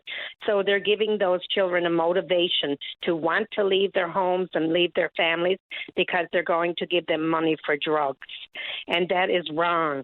That $125 a week that my grandson is getting, not having to pay any bills out of it, his rent is paid, his meals are paid, that should be put into the medical system to help these people get off drugs, not give them money to put in their pocket to help them and enable them to get more drugs. The system is so messed up. It's sad. It's really sad, and I'm crying out for help for my grandson before he dies. And if he dies within the next week, I will call you right back on Open Line, because he's taking 15 to 20 Xanax pills a day, and I'm scared he's not going to wake up one of these days. Clara, we'll leave it there. Thank you for your call. Thank you. Okay. I really appreciate you letting me speak. All right. Bye-bye. Wow. We'll leave it there. We'll take a short break. If you have anything to say, by all means, give us a call. Here's the numbers. And we're going now to Charlie. You're on the air. Hello, Charlie. Yes, good morning, Linda. You're getting to be a regular now. Whenever Patty takes a little break. Yeah. A couple of things. One won't be very popular among salmon fishermen. I was reading an article there recently. They were talking about animals and being sentient beings, or how much pain they feel and this kind of thing, because we don't seem to know very much about these areas, right? And I thought about, I used to be a salmon fisherman one time, and a buddy of mine was into the same thing, and we both kind of feel the same way on this, having discussed it. They have catch and release. You can keep 2 or 3 or 4 in some areas. And I wonder sometimes, that salmon, you play it out, and some people can do it better than others. Some people can do it quickly. But you're basically getting your pleasure from another creature's pain. And I'm not sure, and by the way, a lot of these fish don't survive. Many of us have seen them float down the river after swimming away from the person who released them. It would make you wonder sometimes about some of the things that we do for sport, and I wonder if people who still continue to fish, we didn't when the restrictions, we wanted to eat them. A lot of people support that kind of fly fishing and so on, but if you think about the other side of the equation, I wonder if we do think about that enough. Lobster is another example. We were always taught, of course, to boil lobsters when they're alive, and I've checked on the internet and other places. It's okay if they're dead, if they're not dead for a long period of time, that the meat starts to deteriorate, the lobster starts to heat itself. So there's a lot of practices. I don't know if you want to comment on any of this or not, but as you get older, perhaps you think more about this stuff than when you're younger. I don't know. I know it's a hugely controversial topic, and whichever side that you fall on, there's always an argument for the other side, if you know what I mean. And it's a really contentious one. Every time these stories come up in the news, we usually in the newsroom get a huge flood of opposing opinion, whether it be catch and release or whether it be catch and retain. So it's controversial, and it's still subject of huge debate. My pleasure, your pain. That's basically catch and release as far as salmon are concerned. I'd like to go quickly to another one. I heard the PC leader, I think it's Tony Wakeham, talking about the carbon tax last week sometime. And he basically said that there's no proof that it works. And I thought he's either being disingenuous or he's not up on his work there. BC has had the carbon tax in for quite some time, and they certainly found that it reduced the amount that people use. Obviously, if something is more expensive, you're going to use less of it. And I'd like to say that for most of us, the carbon rebate that we get more than offsets the gas bill, or certainly reduces it by a large amount. So your gas is $1 as opposed to $1.90 or whatever for some people who drive more. So sometimes these people just spout this stuff off, and the position they're in, they should be a little more informed, I would say, before they do that. You want to comment on that? Well, I mean, yeah, the House of Assembly is about political posturing, of course, and it's a bit of theater and one-upmanship, if you will. So, but in terms of public debate, we could be having, some more comprehensive debates on these things and really hashing out the actual facts. Yes. Last thing I'd like to comment is a little bit off the wall, but not for everybody, perhaps. There's a quote they attribute it to Bertram Russell or William Yeats. It says, "The universe is full of magical things, patiently waiting for our wits/senses to grow sharper." And the thing that leads into that says, there are countless wonders and mysteries in the world, but we often fail to notice and appreciate them until we develop a deeper understanding of ourselves and the world around us. Now, in my 7 decades, I've always been interested in even in my 20s, in precognition and the psychic sciences, we call them. I've had a lot of things happen to me. I told you one about the spot on my face that kept coming back, the cancerous spot where I got burned. But I've had many others that are really strange experiences. And when you talk to people and mention them, it gives them license to tell their own. And you'd be surprised at the number of people who do have otherworldly experiences. I'm convinced, and have been for a long time, there's another reality out there. It could be at the quantum level. Quantum physics, by the way, is a mystery in itself. Scientists all agree on that. So at the quantum level, there's an awful lot of things that happen. I remember Ed Smith, the writer from Springdale there, who died a few years back. He wrote an article talking about what happened to him and his buddy when they were in their teens, late teens. They were coming home one night, he said, and there was a flash of lightning and that, and up on the hill, they saw what was a man on a horseback up on a hill that had no access, of course. He said they got quite a fright and ran home. He told this story in the paper. Now, I was in touch with him, and I said, Ed, you seem like you were serious on that. He said, Charlie, I was very serious on it. He said, we went to...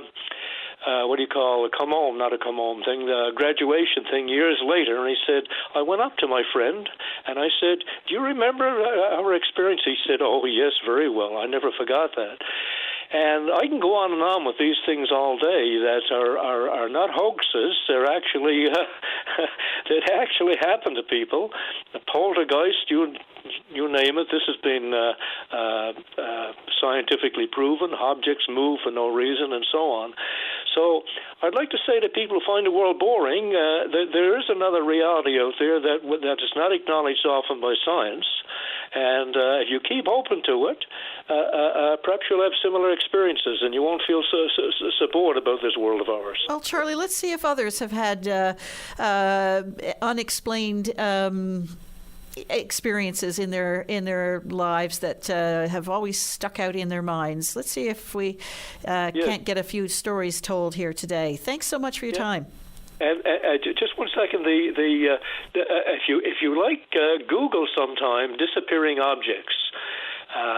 That's quite something, and I Googled it because of an experience I had. But anyway, thanks, Linda. All righty. All right, bye-bye. Bye-bye. Disappearing objects. Yes, welcome to my house. I think that has more to do with my and collective family's inattention than anything else.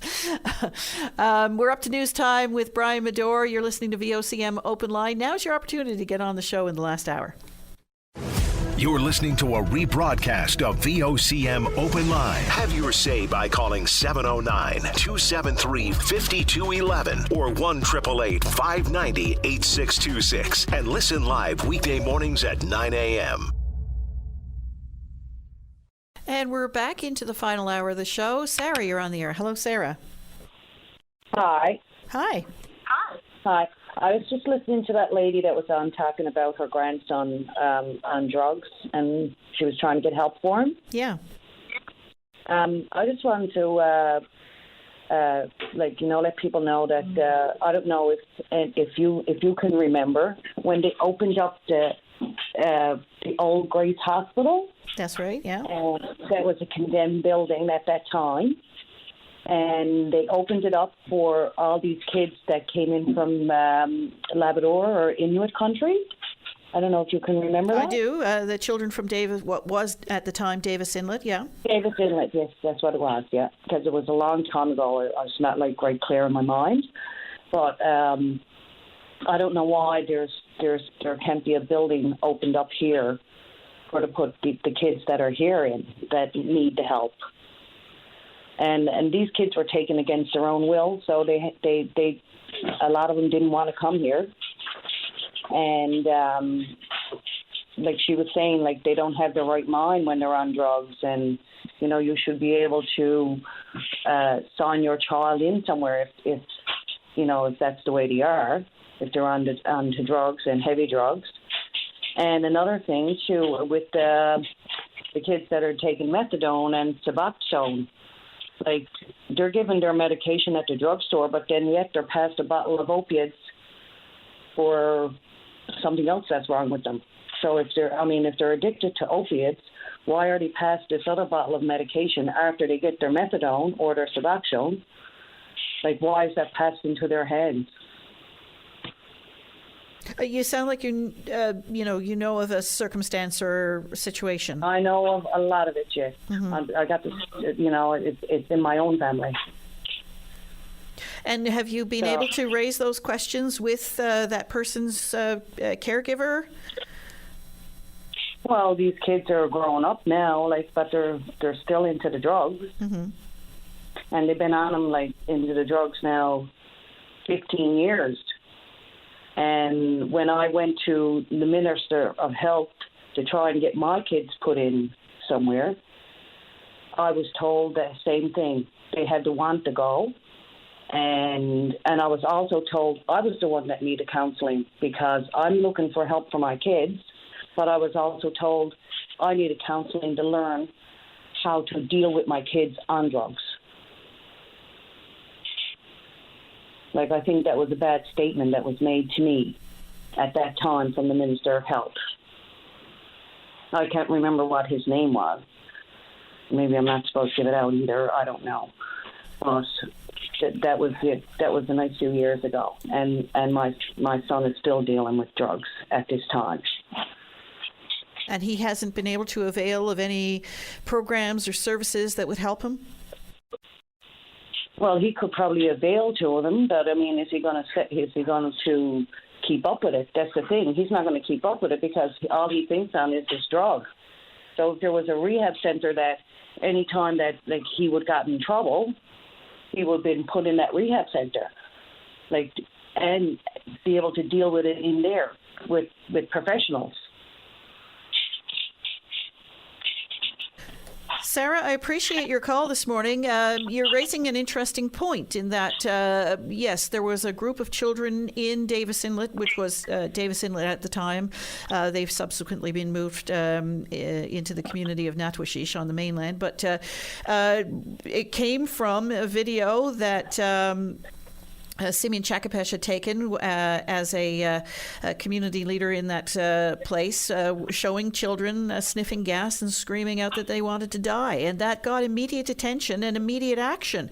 And those children were brought in here to try and help them with those issues. Now, what has happened since, I cannot say, but it's interesting that kind of action was taken at that time when children were crying out for help.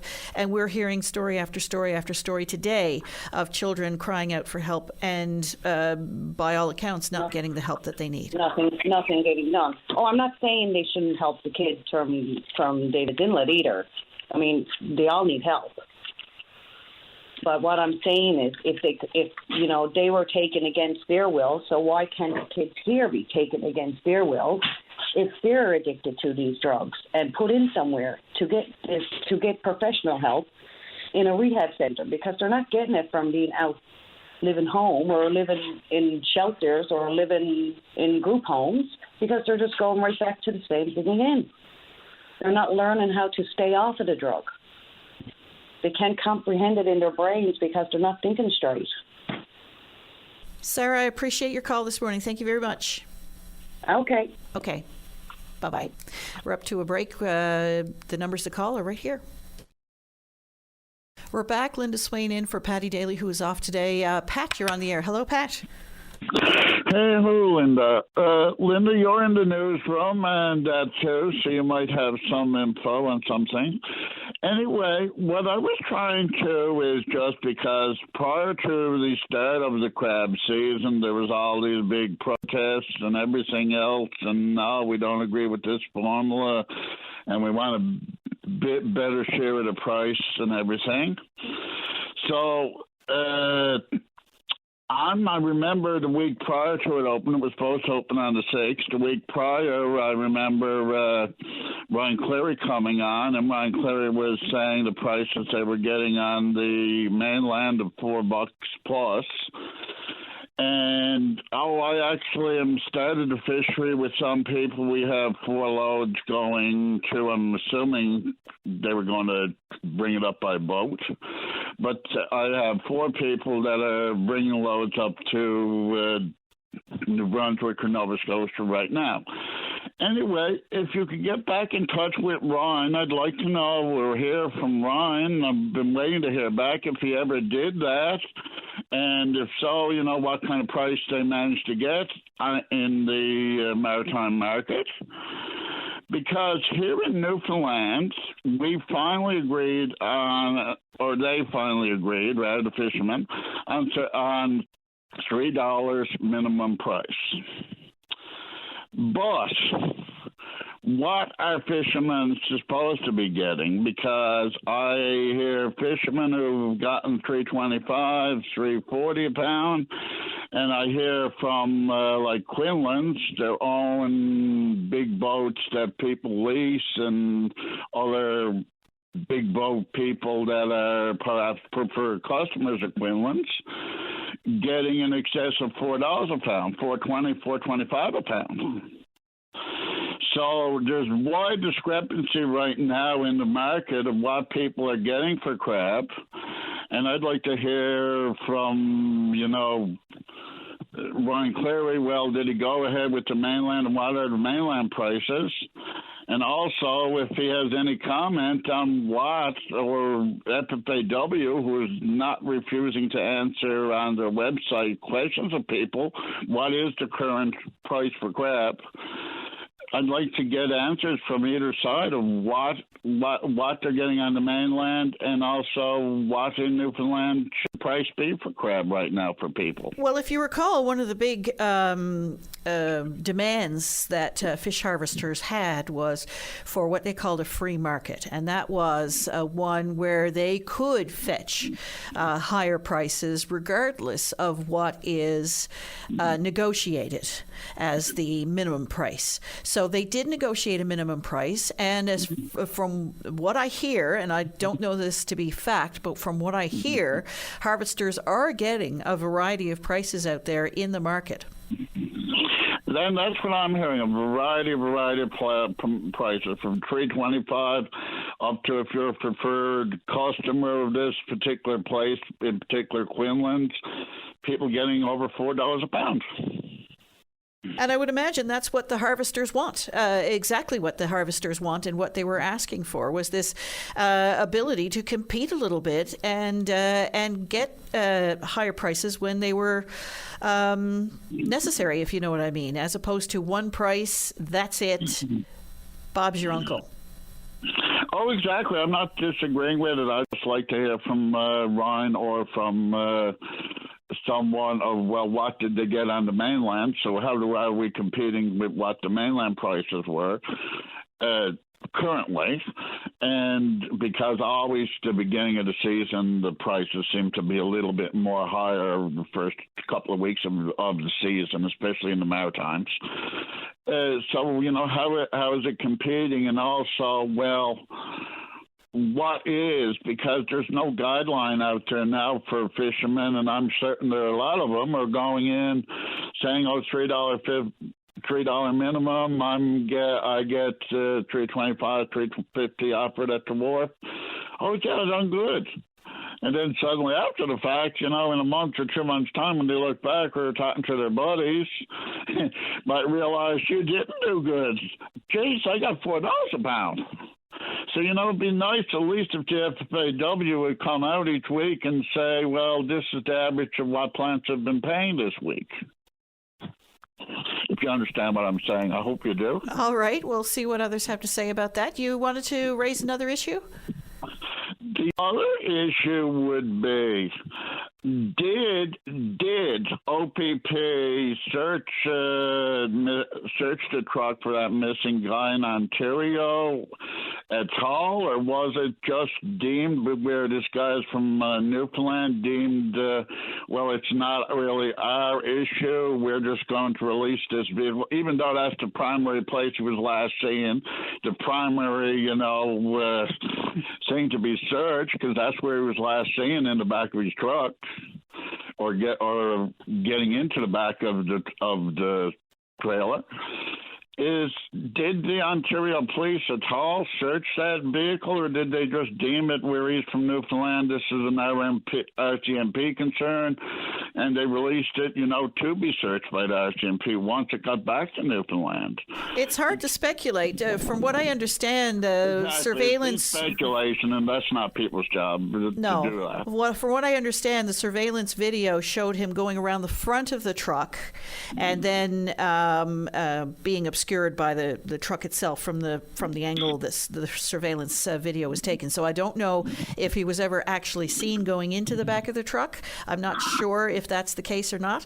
But yeah, it does beg an awful lot of questions, doesn't it? For that truck to be released. In the area of the truck, so let's put it that way to narrow it down more. He was last seen, the only last sighting of him was in the area of the truck. Of the truck, yeah.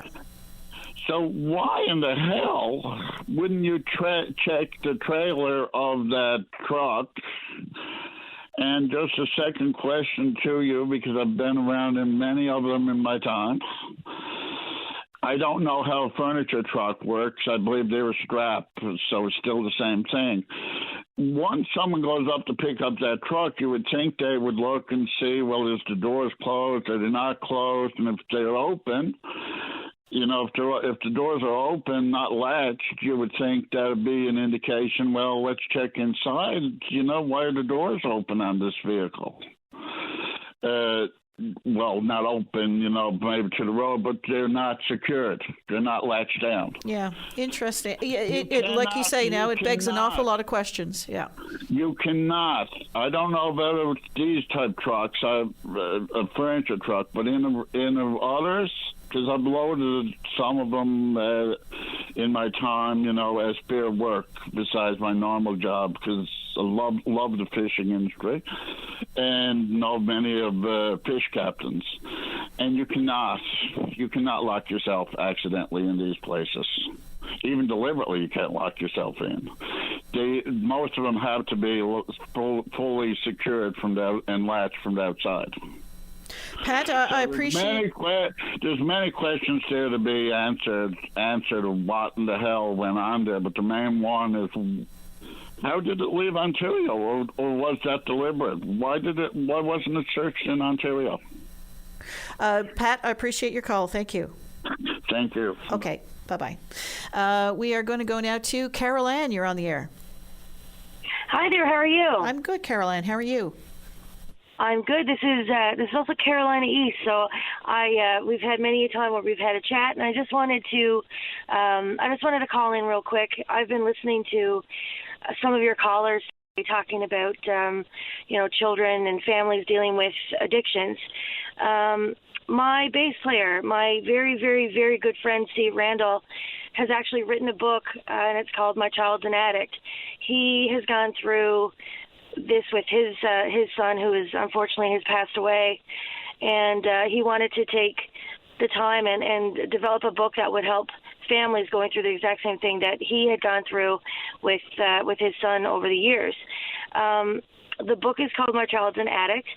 It's available now for pre-order on his website. It's Stephen L. Randall on Facebook. I think you'd find the link there. And the book is just incredible. It's from a perspective that we don't often get to dive into. It's directly from a parent's point of view, and it kind of it allows people to justify the way that they feel, and the uncomfortableness of going through a situation where you feel like you may or may not be doing enough for your family or for your children who could be addicted to drugs or alcohol. It's an amazing tool to help navigate through addiction, and the perspective from a parent's point of view is incredible. So I highly recommend anybody who, even knows anybody that is going through something like addictions, that they get this book and they read it, and especially families trying to deal with, navigating through the road, the very tangly road of having a child with addictions.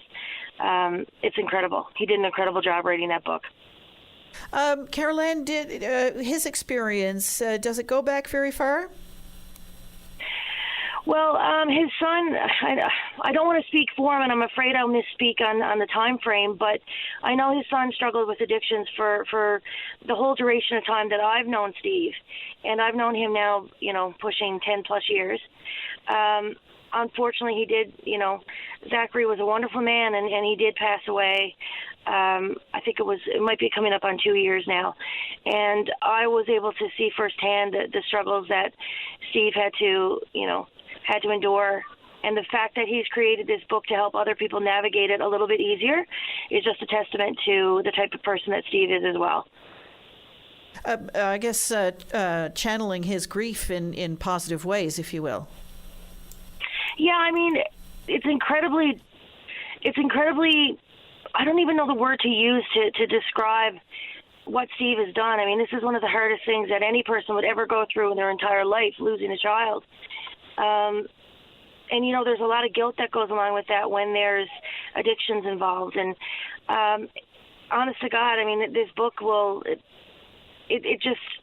it almost feels like a justification to all the feelings that everybody would feel, and I think it's just incredible that he's done that. I think it's going to be a really great tool for families as well. I really think I encourage everybody to go get it. And for people who are listening with interest and want to pick up a copy, how can they do so? Do you know?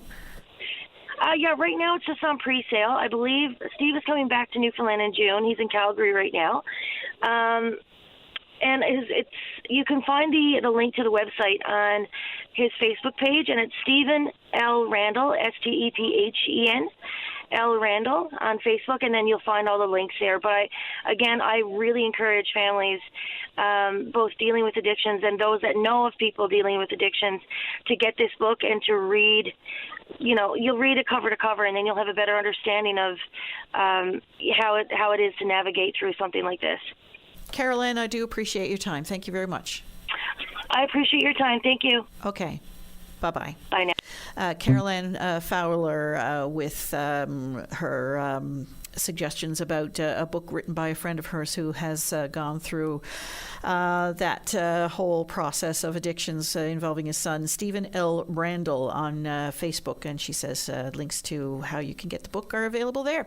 We're up to news time now with Brian Medor. When we come back, Tina Olivero is in the lineup. Stay tuned.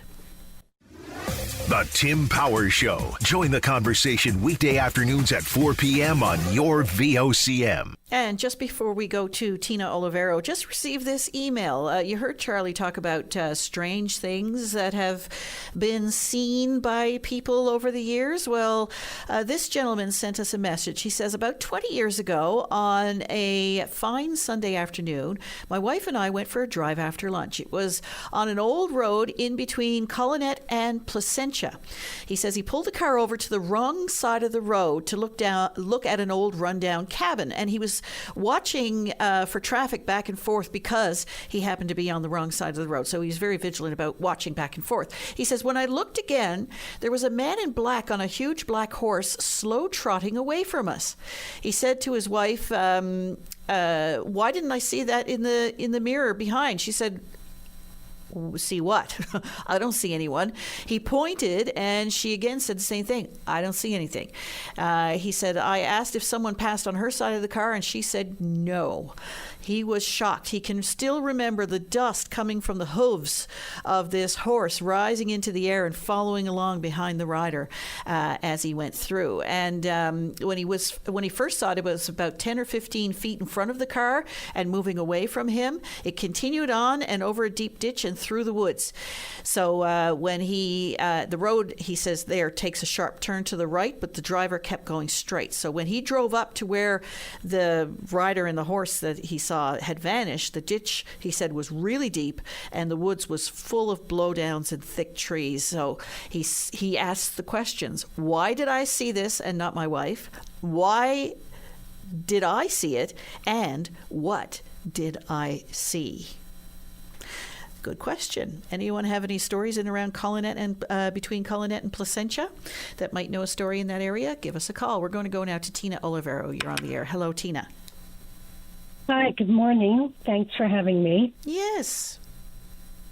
So I'm Tina Olivero, founder of Guardians of Recovery. My son Ben died last July from overdose as well. So I'm speaking today on behalf of Mental Health and Addictions, specifically to talk about young Damien, who is on death's door, just like my son Ben was. We advocate for parents and kids that have gone through the same thing, and there have been hundreds since. We've helped over almost 300 parents now since Ben died in the exact same situation. People are wondering why it's happening, and I'd like to shed some light on that today. Sure. We spent most of our time on Sunday trying to get Damien help, like hours and hours on the telephone, calling 811, calling the police, calling the mobile crisis unit, every possible place. And the problem is when the kids he was taken to the Janeway twice and not admitted. And this is the exact same experience that I had with my son, Ben, and he eventually died as well. As just, Steve Rendell went through the same thing with his son. So what we have is an inability to actually test and see if children actually have the capacity to make a life-changing decision when they get to the Janeway. What happens is the doctor sees the kid and asks a few key questions. If they know what time of day it is, they know the day, and they seem like they're coherent and not in full-blown psychosis, they let them go again, even though they've said, I'm going to commit suicide, I'm going to kill my parents, as in the case of Damien, I'm going to kill my mother, my grandmother. Like, he's expressed all of that already, plus he beat up a shelter. So these are very typical things with kids that are completely messed up on drugs and have underlying mental health issues.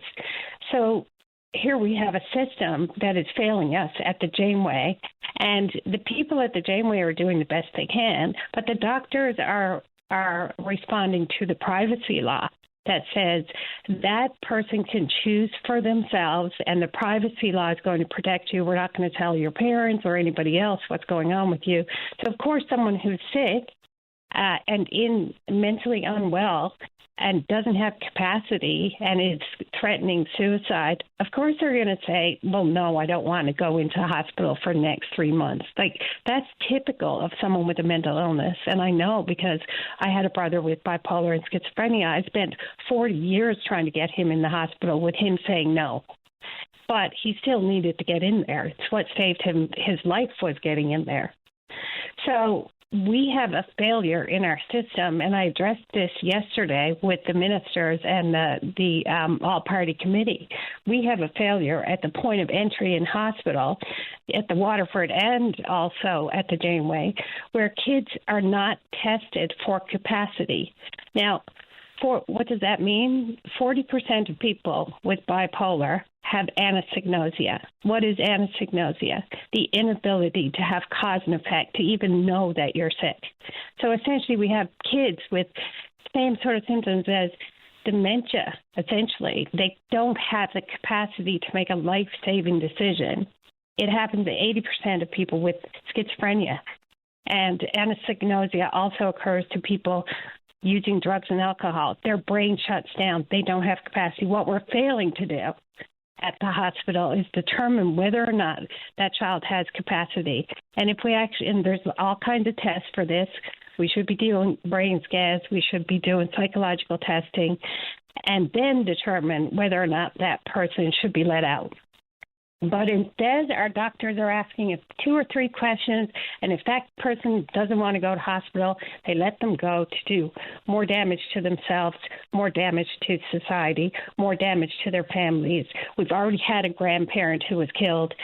We already have people who, have been killed. And then the carnage of leaving these kids with the same sort of mindset as someone with dementia. They can't make a life-saving decision, left to the streets, living in shelters, and then they experience, theft and rapes. And in the case of Ben, he experienced someone, who committed suicide, murders. So they get all of this extra trauma on top of it all.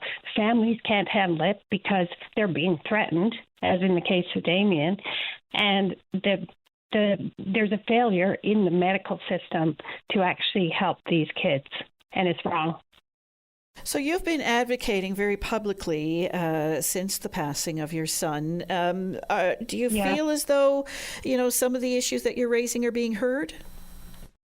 It took us 9 months to get that first meeting with the all-party committee yesterday. I'm thankful for the meeting, but the fact that it took that long is unacceptable. I presented all of these points, and like Alberta 24/7 has a great service. As soon as you present with a mental health or addiction issue, you are immediately assessed by a doctor. They determine whether or not you have addiction, a mental health issue, or both. And each of those 3 things requires a different protocol. And you are seen under the 24/7 service immediately. So they have a system of care where all roads lead to recovery. We don't. We have people being turned away and turned away and turned away. And that's wrong. So we took it. So we're now, people like Steve and myself, take it upon ourselves to do the work and find the solutions for the system that's failing. He wrote a book. We launched the first recovery magazine today. We've helped 35 people get into recovery. We're starting the first sober living home in Newfoundland in June. These are things that we're taking it upon us. Grieving parents are actually doing the work of what needs to be done in our system. And a big part of it, too, is that we don't have, what we have here in Newfoundland is what we call low barrier shelters, meaning anybody who's there can continue to use drugs, which is unfair to the, at least 50% of the people who who actually are wanting sobriety. Because there's a lot of people out there that want sobriety, but they don't want it to be put back in the environment where everybody's still using drugs. So you can go to any of our shelters right now, and plus the hotel, that new hotel opening, Comfort Inn, they're all what they call low barrier. Low barrier simply means everybody there is still can continue to use drugs. It's an environment that perpetuates drug use, and this is why the shelters aren't safe. So where are our sober living homes? Where are our sober living facilities? This is what we're advocating for. And our system, our social services system, should not be emancipating kids at the age of 16 that have safe homes and allowing them to go on social services, get money for drugs, free housing, and then we end up with all these trap houses all over St. John's. Like, we're the architects of our system, and how we have designed it is a system of enabling instead of a system of recovering. We've given people all kinds of freedoms, but freedoms without brain capacity and freedoms without personal responsibility leads to chaos, and it leads to death. And that's the issue. Tina Olivero, I do appreciate your perspective on this today. Thank you very much. Thanks for hearing me out. Okay. Bye. Bye-bye. Bye. We're going to take a short break. When we come back, we hope to hear from you. And we are back. We're going now to Mary. You're on the air. Hello, Mary. Hello, how are you? I'm good. How are you? Oh, I'm doing just fine. I'm just calling about the drug addiction problems and stuff. Mm-hmm. And first I want to say that, like, I'm not coming down on people that are drug addicted. Like, I feel for them and I feel for the parents. As a matter of fact, I'm not immune to, like, the drug addiction with a child myself. But not as severe probably as a lot of other people, but I feel that, like, when I listen, I just don't know what people are expecting the government to do. It's like I find that people blame the government for everything, and I'm not one of those people that is going to blame the government for everything. I think they do a lot. It's just that, how do you help somebody that don't want to be helped? Because when I think about it, like, and when you have a kid that started drugs when they're 13, you have control of that child then. Like, when they become 16, yeah, that's different when, like, you know, because they don't even go to the Janeway. They are out of the Janeway when they return 17. But, like, if you got control of your child when they're 13 and 14 and you know they're doing drugs, I think the parent has to take some responsibility for that.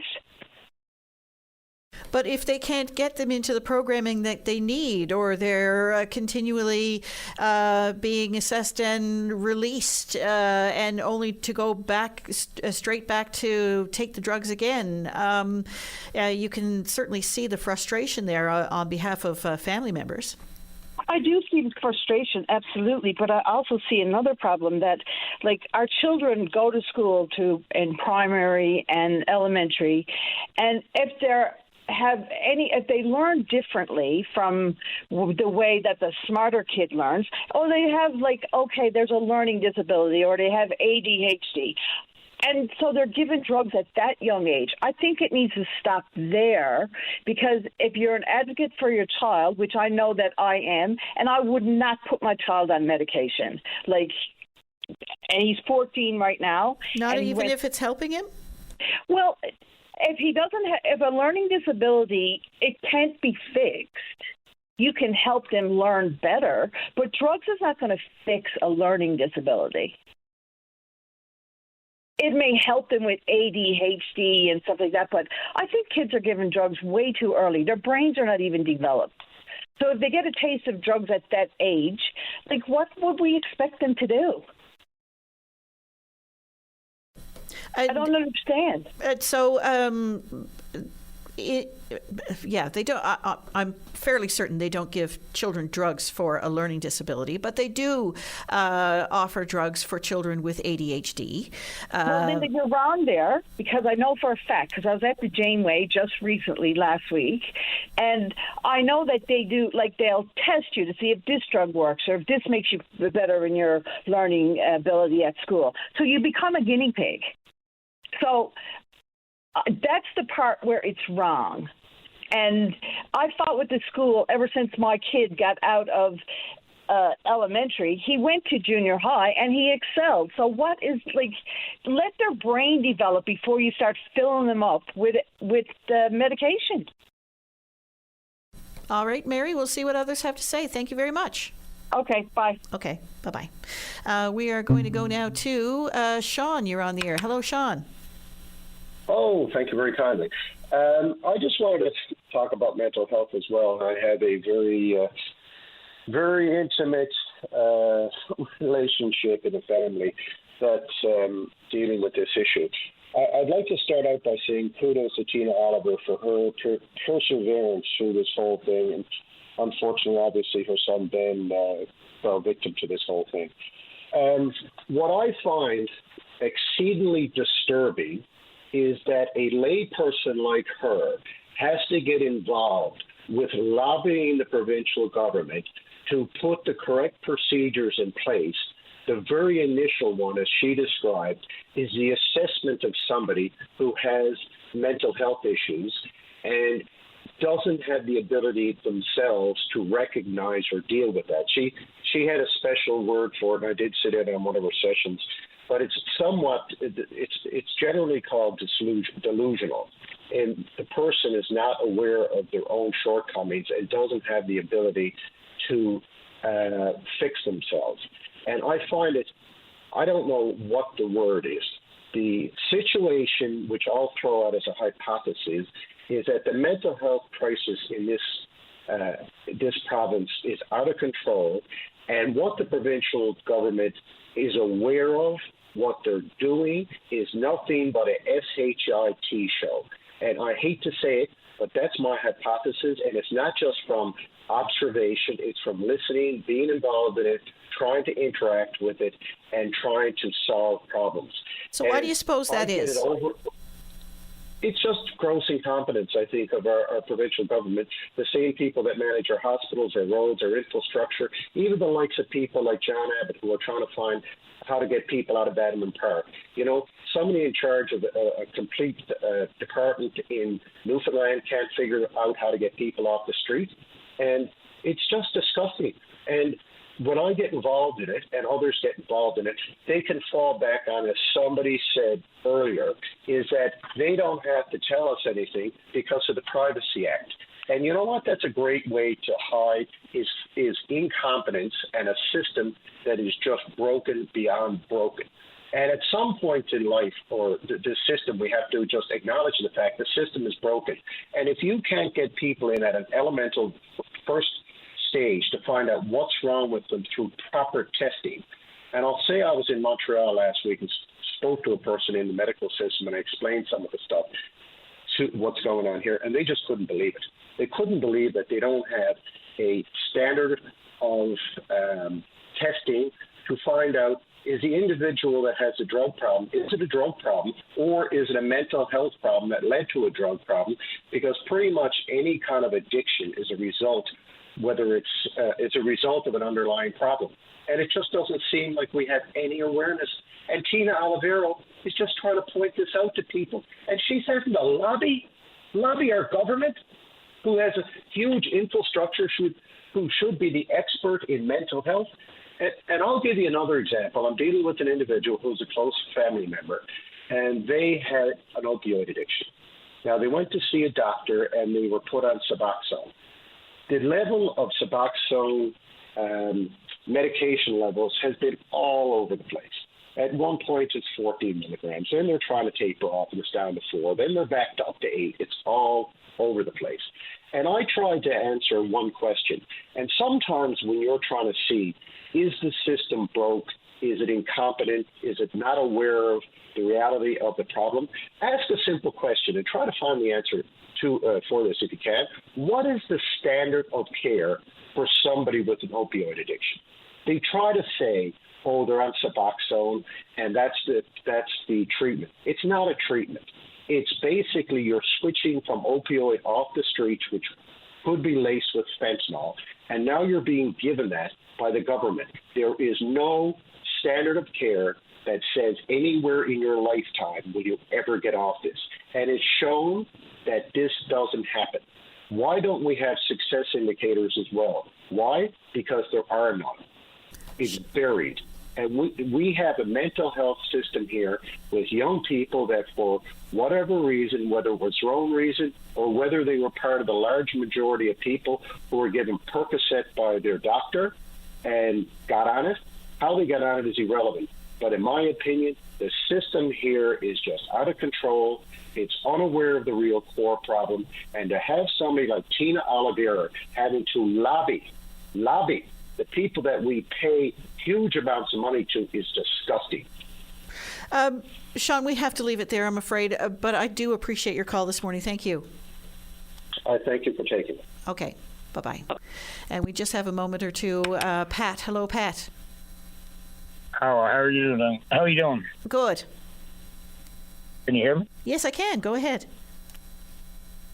Well, I had to call in. I got the... There's a lady earlier called in regarding her 15 years dealing with her daughter. Now, I got a young fella. I've done the same thing. Mm-hmm. I just had to be listening to a woman that just called in, 10 minutes ago. I was just talking about, the parents' responsibility. I'm after doing everything. And I said to the ex-wife one day, and we still get along, and we still talk, and because we got other children. And I said, so what do you do? What do you do? Like we've done everything. Everybody in the world has talking to my child since this drug thing came on 15 years ago, roughly, in high school, grade 9, grade 10. And he's after talking to everybody. I'm after having him. We're after doing everything. And now he's out walking the streets of Vancouver, and I haven't talked to him in 2 years. Wow. Pat, I'm afraid that we're completely out of time. I don't want to cut you off, but what I will do is I'll have Dave make a note of your phone number. And are you willing to join us tomorrow? Yeah, I'm willing to join you tomorrow. Yeah. Okay, super. I'm sorry to cut you off, but we are out of time. Thank you very much.